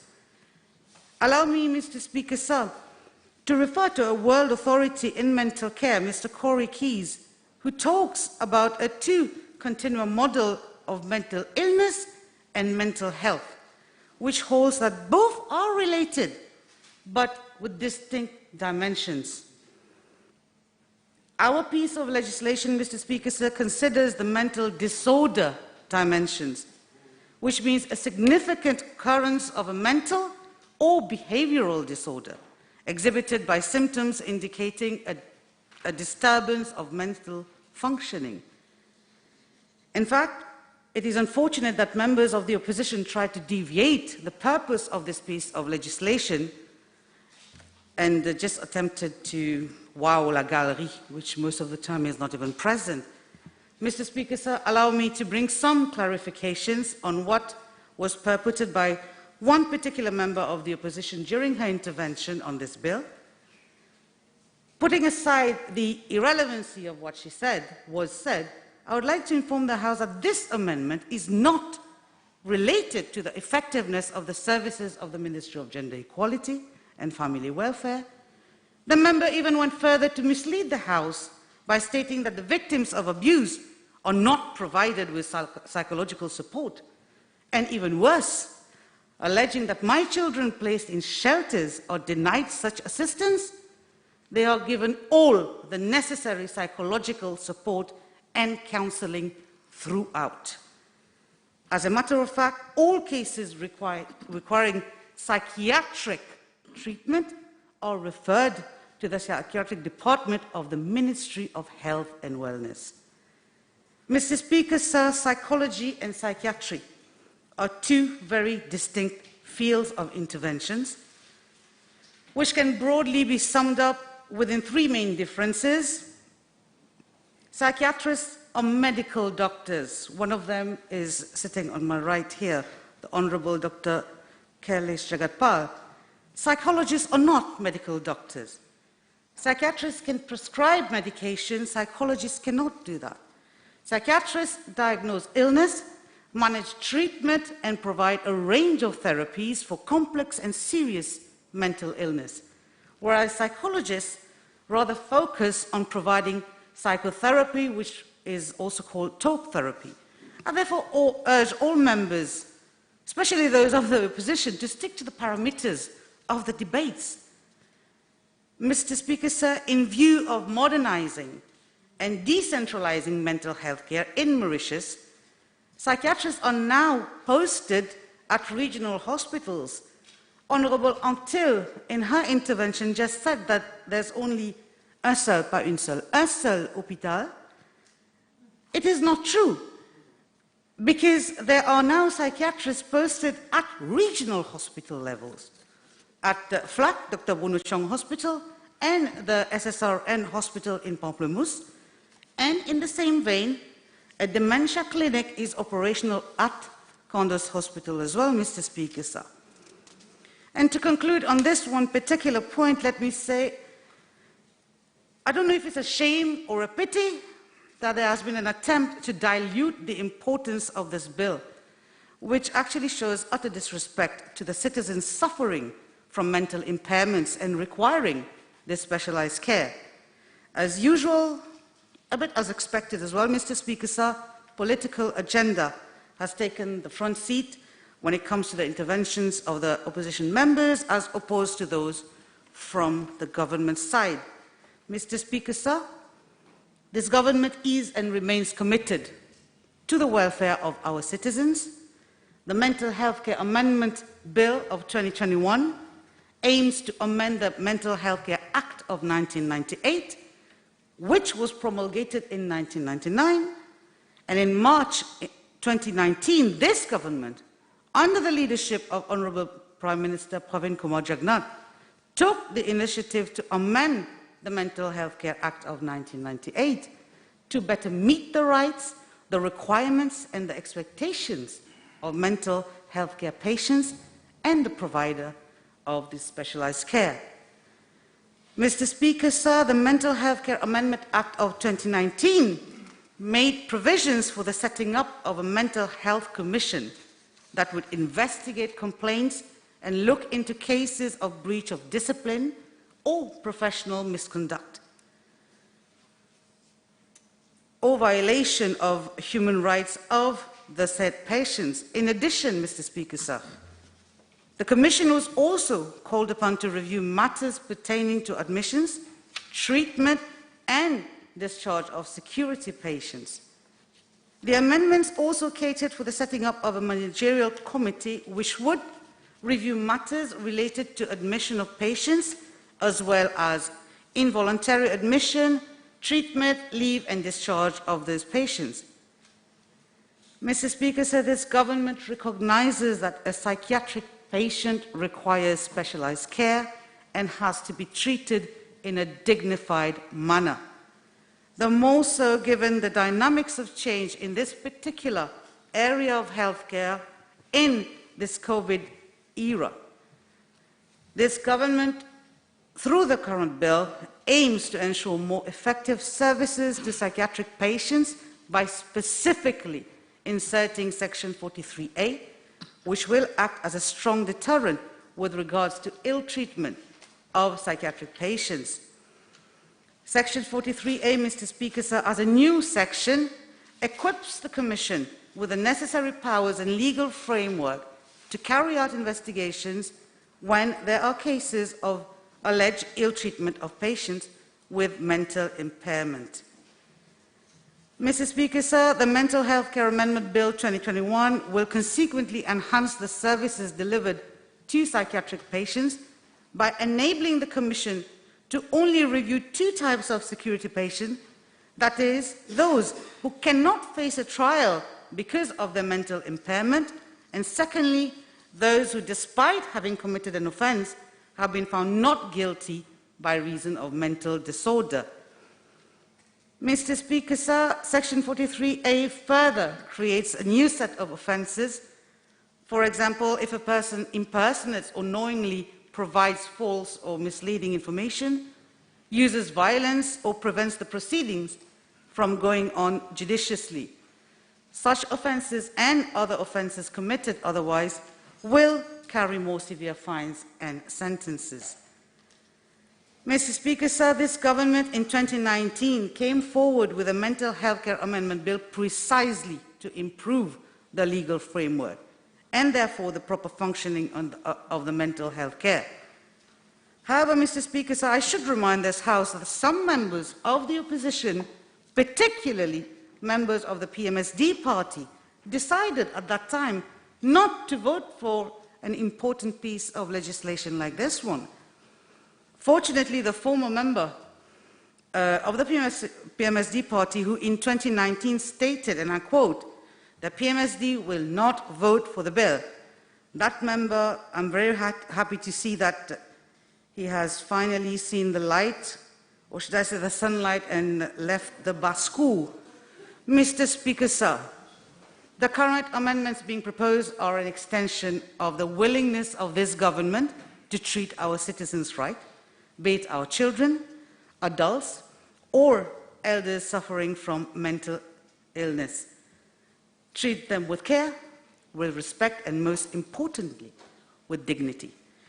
This bill demarcates the functions of the Commission with that of the Managerial Committee through enhanced service delivery, hence ensuring not only the security of patients, but also a more humanitarian care and services to the patients and their families.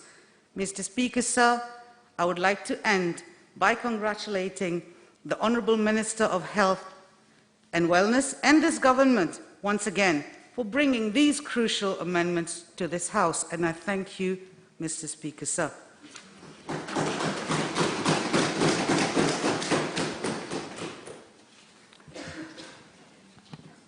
Thank you, Mr. Speaker. Since we are talking about mental health today, it is mentally disturbing to witness events unfolding in Jerusalem East over the last few days, where I wish to express my strong condemnation of the Israeli forces' attack, especially during the month of Ramadan, on Palestinians in Qibla Al-Awwal, Al-Aqsa Mosque, violating all norms of humanity and international, causing mental torture to the families involved there. I've listened to the Honourable Minister Kundusha quoting that the orators and the speeches made by members on this side as being irrelevant and they have not understood the essence of the bill. I found that very inappropriate, since when I compare all the speeches which I have listened so far, on the other side of the House, where mostly have been a condensation of praises for the minister without having contributing a single positive note about the bill.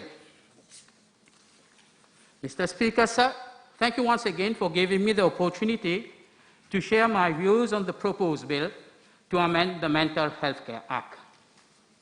Since we are dealing with health matters, which is the focus of attention of all the Mauritians here and abroad, during the last few weeks, I wish to express my deepest sympathy to the bereaved families of dialyzed patients, among other COVID-19 patients who lost their lives due to the COVID-19 pandemic in very tragic circumstances. And I want to express my full support to them during these difficult times. I will surely be by their side to ensure that their loss was not in vain.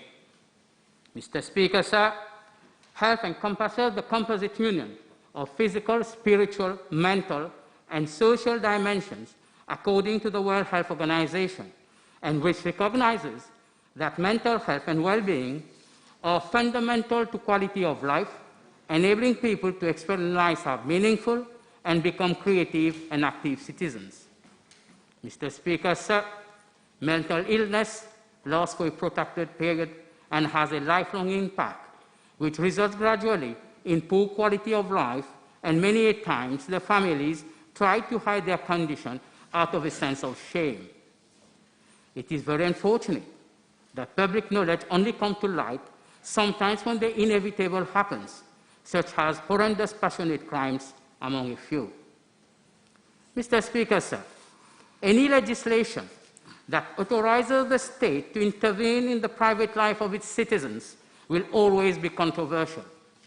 The Mental Health Act gives the state what are among the most significant powers to take away somebody's liberty without the commission of a crime, criminal offense, and the power to treat that individual even in the face of their refusal.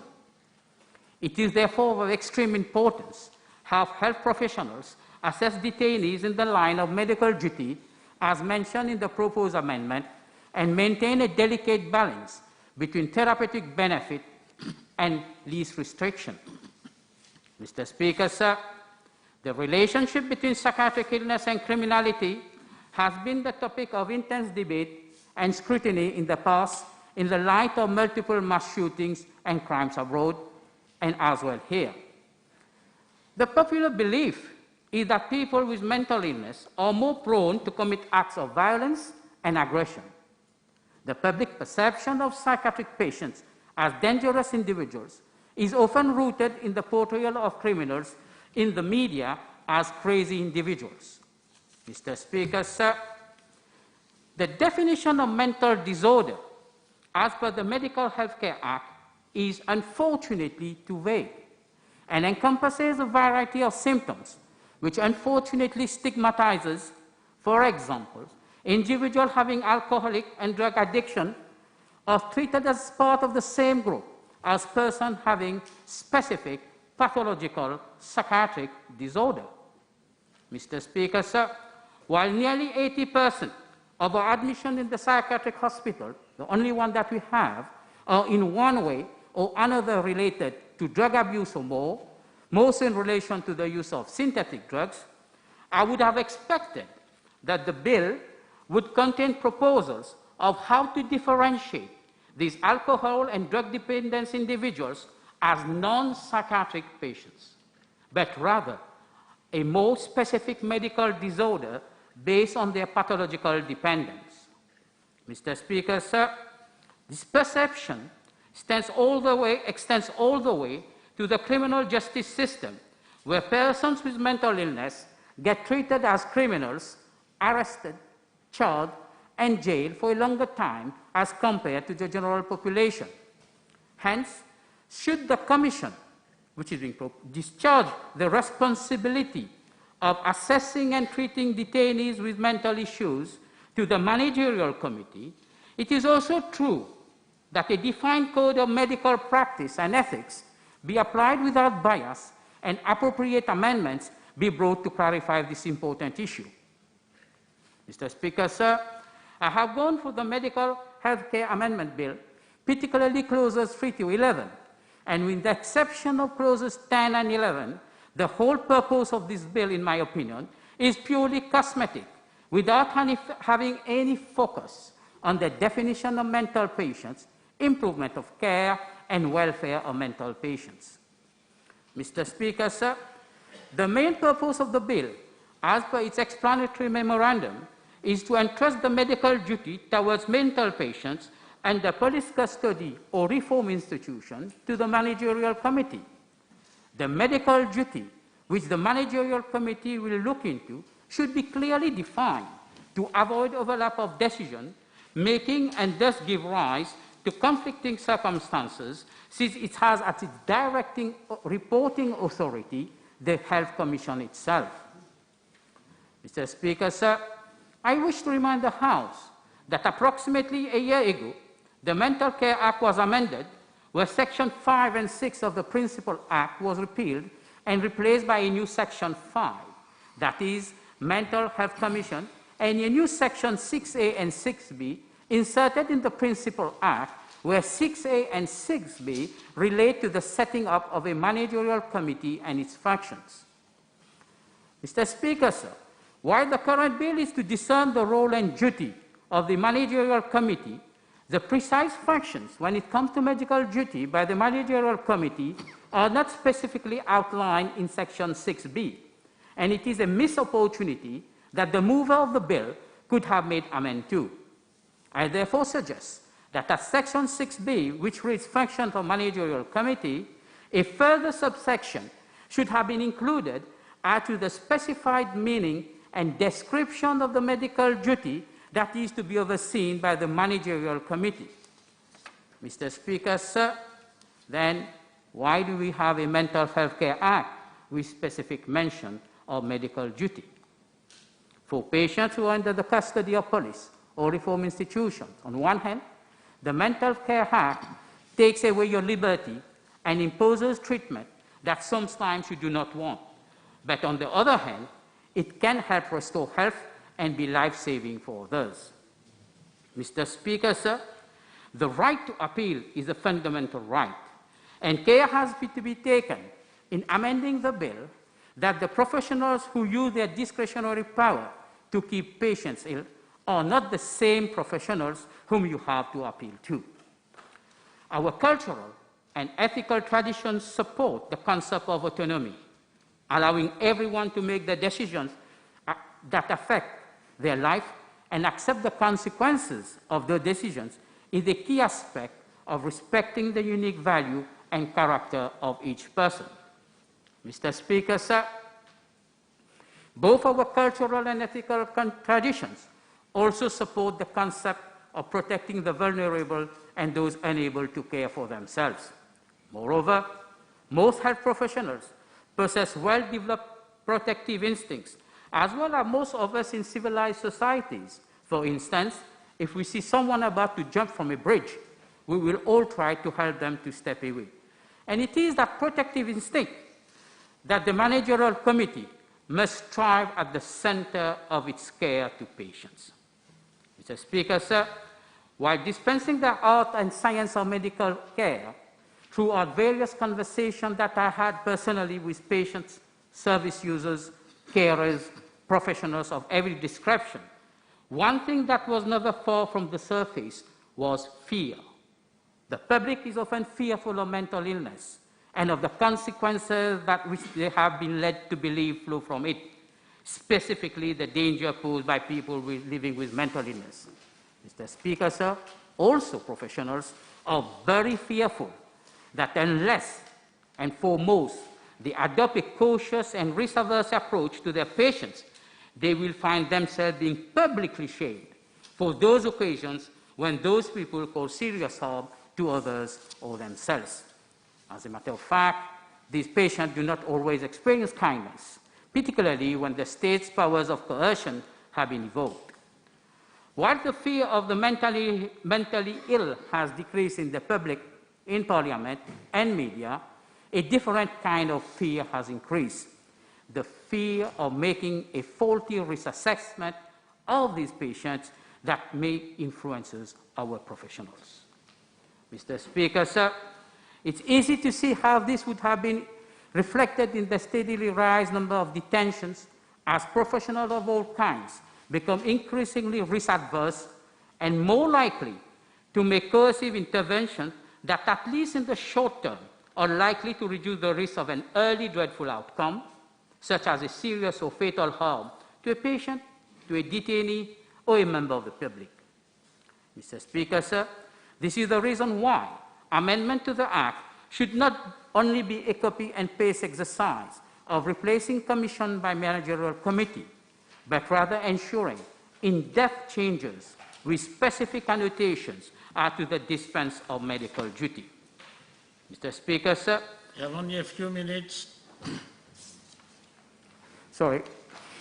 To break the links between mental illness and criminality requires an interprofessional team of psychiatrists, social workers, and patient advocates to detect and reduce or eliminate risk factors that lead persons with mental illness to commit a crime. A targeted approach that includes rehabilitation, education, and empowerment must be part of the advocacies of the managerial committee. Mr. Speaker, sir, any amendment of the Act has to bring the law in consonance with the obligation of United Nations conventions, particularly on the rights of persons with disabilities in October 2000. The right to appeal has to be clearly defined. Mr. Speaker, sir, while the managerial committee is set to look after the medical aspect of detainees' security to patients, it is worth noting at Section 6A, subsection 2 of the Mental Act, there is no specific mention of the provision of care by qualified psychotherapists, counselors, and psychoanalysts.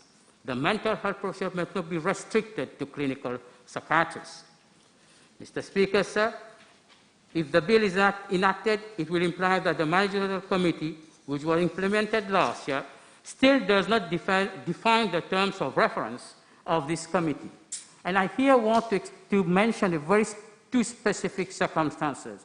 The use of a specific treatment in the psychiatric hospital, named as electroconvulsive therapy, should have been more explicit, since a person with mental illness shall not be subject to ECT without the use of relaxant and anesthesia. The same applied for minors. Such specific treatment should have clear guidelines by the managerial committee. You have 1 minute to finish. Avant de terminer, j'aurais voulu faire une parenthèse, Monsieur le Président, qui n'est pas directement liée à l'amendement proposé, mais qui est liée à la santé mentale des Mauriciens.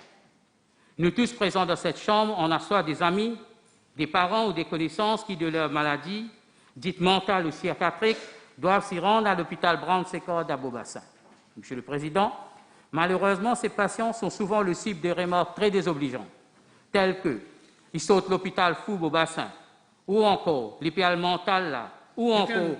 You terminate here. You can raise that on adjournment matter. I'm just finishing one paragraph. No, it's okay. Just 1 minute. 1 minute. Please. Please. I gave you sufficient time. It's up to you to manage your time. You can read a whole book. You are reading a speech. You can read a whole book. I'm not here to listen and listen. That is the limit. So, Dr. the Honorable Jagat Pal, you have the floor.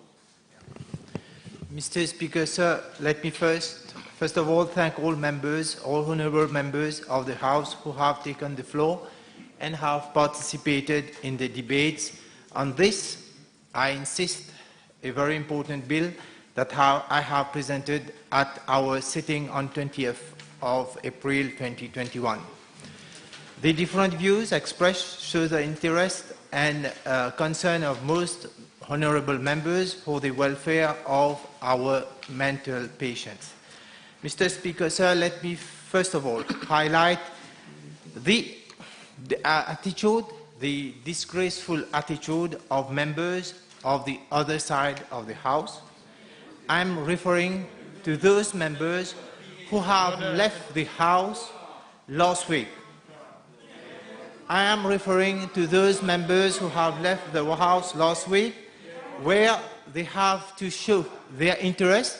In the debate, we have seen that this bill has been very extensive, especially in the debate where different issues have been raised, the adolescent issues, the treatment, the management, the rehabilitation, yet last week members of the House have left the House. Now, it's good that they have placed their political concerns above everything else, including the health and welfare of the citizens of this Republic. Mr. Speaker, sir, they have, with this attitude, they did it since the beginning of the COVID-19. We have seen how many times they have left the House, especially when it came to vaccinate the population. That time also they left the House, leaving this august assembly on purpose is in itself a breach on the oath they took to represent the population in this House. This shows their disrespect. Mr. Speaker, sir, their act is an utter and highly condemnable lack of respect and consideration for all those in our Republic who are suffering and who live with mental issues. Mr. Speaker, sir, let me first come up with what Honorable Shakil Mohammed did state in the opening speech, and what he had to say on this bill is shocking. This member, I'll use his word, he said, although it is of utmost importance, he added, I will quote it from Hansard, I am convinced now that the Honourable Minister has no sense of priorities. This is shocking, Mr. Speaker, sir.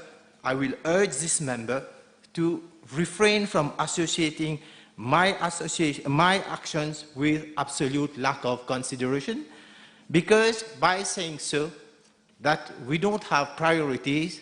Today itself, we've seen it in the PQ time, the question that was addressed to me, the whole lot of questions was in different issues, and all those issues were priorities. Be it the linear accelerator, be it the question on the HIV patient, everything is a priority, Mr. Speaker, sir, and presenting this bill to the House is again one of the Ministry's priority. The same member had also given an issue where I gave references to what a good health system is. At the same time, he said that he has been comparing our health system with that of the UK.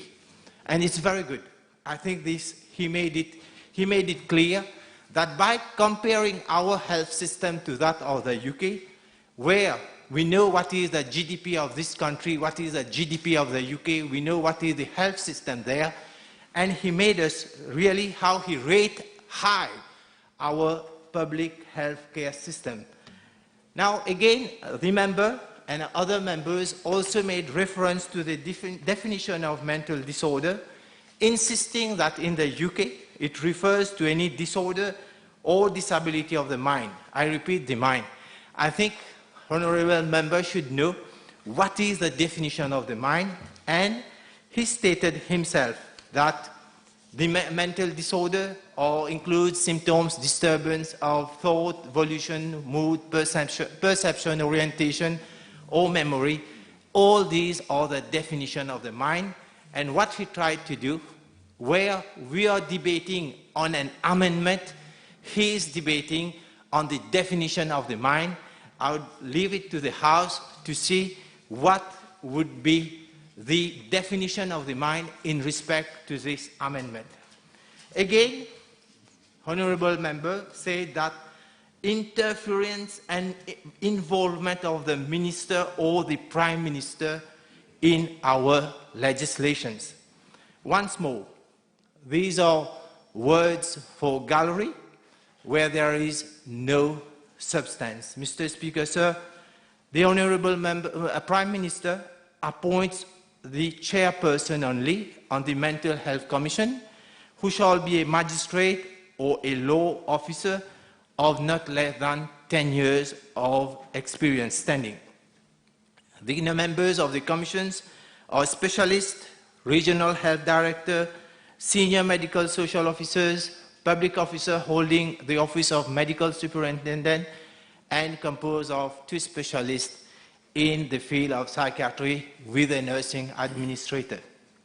I wish to reassure the honorable member and that I will not refer to the largesse in the past, but at the same time, it's good that he has been telling me that we have to change that. We have not to keep on criticizing what has been done in the past. But it's good that he said that. But he never said what he is going to do, what his party is going to do, what his party or his allies is going to do. But he's here to say what we should do. I will invite him to now go outside, go in the press, and tell them that he is, when, we don't know when that will become, I know that it is not going to be shortly. When he is going to be in power, he is going to get everything out. He is going not to nominate. I'm sure if he does this now, today, next time I'm going to congratulate him. I'm going to congratulate him because I'm sure that he's not going to do it. He's not going to do it, but he's coming in this house to tell me what I should do. Now, again, he also stated, also seemed to be very concerned about my relationship with the Honorable Prime Minister. Indeed, I'm very proud to work with my Prime Minister. I'm very proud to work under his guidance, his dynamism. He's a hardworking and a caring Prime Minister.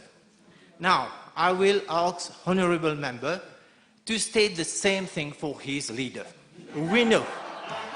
I'm proud to say it. I'll keep on saying it. I'm saying it now. I will keep on saying it. But I'm inviting him to say the same thing for his leader. He will not. He has been saying that his leader has to go. Recently he has been saying that. Yet he is still from the government there. side. But Be what careful. he has said, I'm just repeating what he has said, Mr. Speaker, sir. Now, it's the honorable member to think that, well, I'm very proud of my Prime Minister, and whether he's proud of his leader, it's up to him to come and say it. Is the Prime Minister proud of you? Yes, sir, of course, the Prime Minister. And the same for you. I'm not sure, but I'm not sure. Mr. Speaker, sir, I beg to again differ from Honorable Mohammed. This is the last what time. Remains Last time, an no. urgent matter. Yes, of course, he won't be able to tolerate it now. Honorable Shakil Mohammed is pleading to amend even the definition of the mental disorder. I think that I've already given a brief on that and what is the incoherence in his mind. Let's stop it over here. A mere modification of the definition will not bring fundamental changes. So what I want to say, Mr. Speaker, sir, I can understand that he has not been able to go through the amendments. What is the purpose of bringing this amendment now?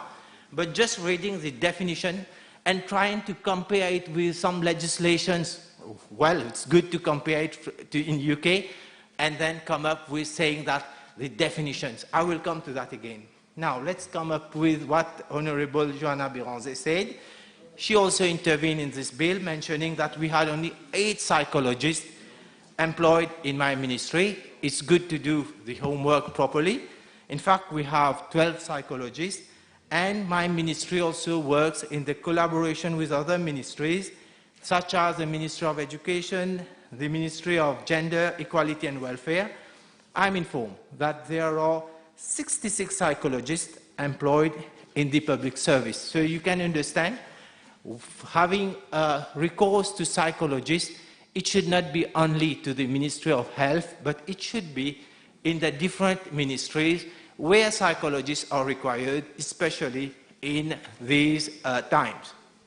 Now, the honorable member also note that children with hearing disabilities are not considered as mental disorders, but are followed by Ministry of Education, tertiary education, science and technology. I think that it is for obvious reasons that these children should not be considered or not considered as mental disorders, but they are being taken care by the Ministry of Education. Now, again, Honorable Joanna Birange also stated that there was an attempt to, I will quote, bâillonner les membres de l'opposition. Tell me how we have been doing bâillonner les membres de l'opposition. I think the honorable member will understand that she chooses to act against the rule and standing orders. She left the House, and then you come and say that we are involved in bâillonner les membres de l'opposition. I think that he has to get it. Simply, it's just an act of like a flout to the standing orders, and then at the same time playing victim with that. Mr. Speaker, sir, I admit that indeed I'm very disappointed with the language of Honorable Juman, who said, let me quote, on aura amplement le temps pour discuter de ce qu'on va faire avec l'honorable Jagatpal. Qu'est-ce qu'on va faire avec moi, monsieur? I am not, Mr. Speaker, sir, I am not Vinny Mobribe to a fee. I'm sorry, I'm not a fee. But yet, qu'est-ce qu'on va faire avec l'ensemble de membres maintenant de l'autre côté de la Chambre? Mr. Speaker, sir, this is the niveau. Anyway, in this temple of democracy, we elected members representing the people, we should know what we say and how we behave. Again, I think that I should not refer to what the Supreme Court Judgment 475 of 2016 has said, when the member has been found guilty of corruption for attempting to bribe a public officer, and I am being told that qu'est-ce qu'on va faire avec moi? I hope they take me to the Supreme Court, and then we'll see who has been to the Supreme Court and who has already had this judgment. Now, I leave it to the House. I will stand guided. What the Honourable Minister has just done is basically attacking someone's character when he's only allowed to do it if he is attacking him in his function as Member of Parliament, but not outside the parameters of his function as Member of Parliament. That's standing orders. He has no right to do that. I listen to your point of order. You will look into it. I will look into it. You continue. Okay, Mr. Speaker, sir. Now, it's good also to point out what Honourable Until has said, that we have only one psychiatric hospital. Honourable Until, I wish to point out that this is the... Are you talking to the chair like this? This language? No, I'm commenting to myself. I'm talking to myself. You have no floor. You have no floor, and don't interrupt the member. You already won 3 warnings, and now I give you the last of the last. Mr. Speaker, sir, someone talking to himself is, as a psychiatrist, is a psychiatric disorder. Order! Anyway, Mr. Speaker, sir, let me continue with what Honourable Until has said, and that we have only one psychiatric hospital. But just to point out that in 2006-2007, the treatment for psychiatric patients who need psychological treatment have already been decentralized. There are, in all hospitals, psychiatrists being posted. In all the hospitals, we have outpatient departments. In all the hospitals, we have treatment being given. Patients being admitted in all the hospitals. Not only up to this, already there is community psychiatric services. The services have already gone throughout the island. Just come and ask me. I will give you all the information. Anyway, you've also mentioned about studies on mental health. Now, we are not going to, the debate is on this amendment. Let's focus on this amendment. It's good that you raise out your concern about mental health, but at the same time, it's not good that you left the House. Mr. Speaker, sir, my ministry is already working on the fundamental amendments and changes to be made in the Mental Health Act. However, given the number of consultations we have to conduct with all relevant stakeholders, pending the overall amendment, there is an urgent need, I say it again, an urgent administrative need to bring this present amendment. And it's not only for cosmetic purposes as stated by Honourable Omir. Now let me explain about it. Forced treatment or admission is effected only in cases where the person constitutes a danger for his own safety or other persons as a consequence of mental disorder. Where the person has not consented to his admission and treatment, within 24 hours of his admission in a declared mental health care center, the superintendent or other person in charge of the center has to forward to the magistrate of the district where the patient ordinarily resides a copy of the admission report with a request for validation of the admission, and this patient is referred to as a high security patient category A and B, as I've already mentioned in my opening speech. The Mental Health Care Act was amended in 2019 to enhance the legal framework for the proper functioning of the mental health care, to inter alia prevent prolonged hospitalization and institutionalization of patients.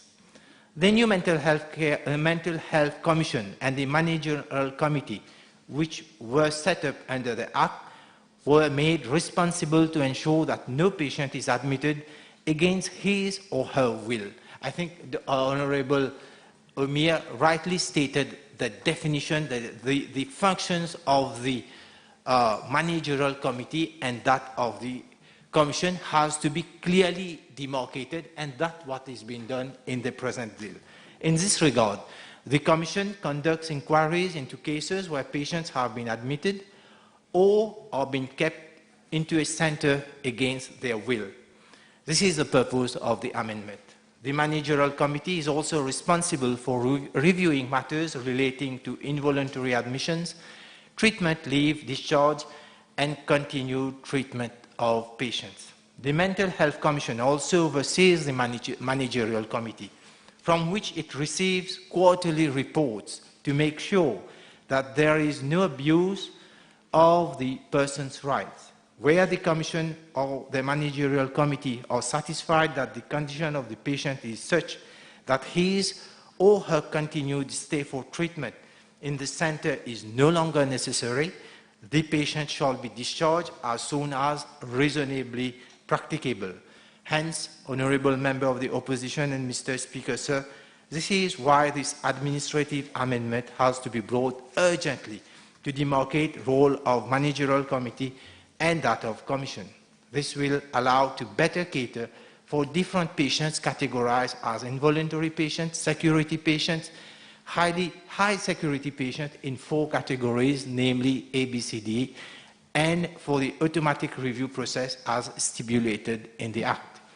With this new amendment, the committee will undertake the automatic review of only involuntary patients and C and D category of security patients, while the Commission will concentrate on the high security A and B category patients. Mr. Speaker, sir, contrary to the averments of Honourable Shakil Mohammed, alcohol, and Honourable Omir as well, alcohol and drug addiction are not considered as mental disorders.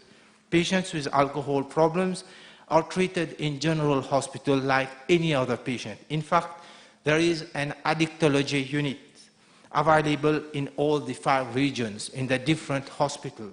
However, patients developing mental disorders following alcohol intake or substance abuse, patients who are aggressive, who can't be controlled, they are treated at the Brown Secar Mental Health Care Center. As far as for learning disability is concerned, and again, contrary to honourable members have stated, learning disability is also not considered a mental disorder. In fact, as stated earlier, it falls under the purview of my colleague, the Honourable Vice Prime Minister, Minister of Education, Tertiary Education, Science and Technology, and the Honourable Minister of Integration, Social Security and National Solidarity. Similarly, various neurological and developmental disorders such as autism, epilepsy, Down syndrome are not considered as mental disorders and are treated generally in the general hospitals by pediatricians and neurologists. However, only severe cases which cannot be managed at home or in general hospitals are referred to Brown Secar because of severe behavioral disorders. My ministry has recently set up child psychiatry to, again, I'm referring to Honourable Béranger, to take care of children with mental and behavioral disorders, and these services are available in our regional hospitals. Mr. Speaker, sir, to conclude, I will conclude to make reference of the Matsya Ved competition of Guru Dronacharya in the sacred Mahabharata, which I am a follower. I think that you know the Pandavas and the Kauravas were asked to strike the eye of a wooden fish hanging on a tree, and that they could only aim at the fish by looking at the reflection in the pond. Now, while all other students of Guru Dronacharya were distracted because people around were laughing at them, and the Arjun, he resolved only on his target. What he said, what I wish to say that, similarly, government has the firm intent of achieving its objective. and the government is not distracted by what's being said by the opposition. We will stay guided by our Prime Minister's vision for the greater good of this country and the citizens. Just like Arjun, when he was asked, what do you see? He says, I can only see the eye of the fish. I'm confident with the help of our citizens, we will strike our target. Mr. Speaker, sir, I now commend the Mental Care Amendment Bill number 2 of 2021 to the House.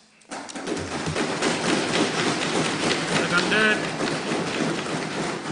Question is the Mental Health Care Amendment Bill number 2 of 2021 be read a second time. Those in favour say aye, those against say no. Aye. The ayes have it. Public Bills Committee stage.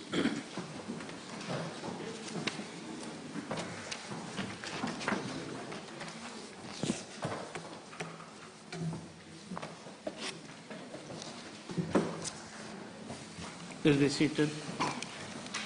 Clause 1, short title. Clause 2, interpretation. Clause 3, Section 6 of Principal Act amended. Clause 4, Section 6B of Principal Act amended. Clause 5, Section 11 of Principal Act amended. Clause 6, Section 15 of Principal Act amended. Clause 7, Section 21 of Principal Act amended. Clause 8, Section 27 of Principal Act amended. Clause 9, Section 28 of Principal Act amended. Clause 10, new Section 43A inserted in Principal Act. Clause 11, Section 44 of Principal Act amended. Clause 12, commencement. The question is that clauses 1 to 12 stand part of the bill. Those in favour say aye, those against say no. Aye. The ayes have it. Title and enacting clause. The question is the title and enacting clause stand part of the bill. Those in favour say aye, those against say no. Aye. The ayes have it. The question is that I do report to the House of the Mental Health Care Amendment Bill number 2 of 2021 as passed a committee stage without amendment. Those in favour say aye, those against say no. Aye. The ayes have it.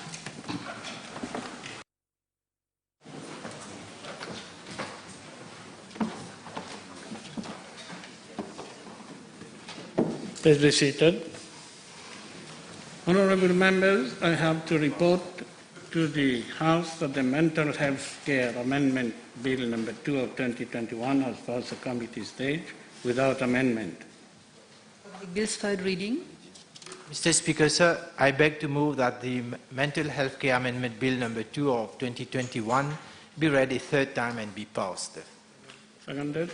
The question that the Mental Health Care Amendment Bill number 2 of 2021 be read the third time and passed. Those in favour say aye, those against say no. Aye. The ayes have it. Honourable members, I will break at this time for 45 minutes.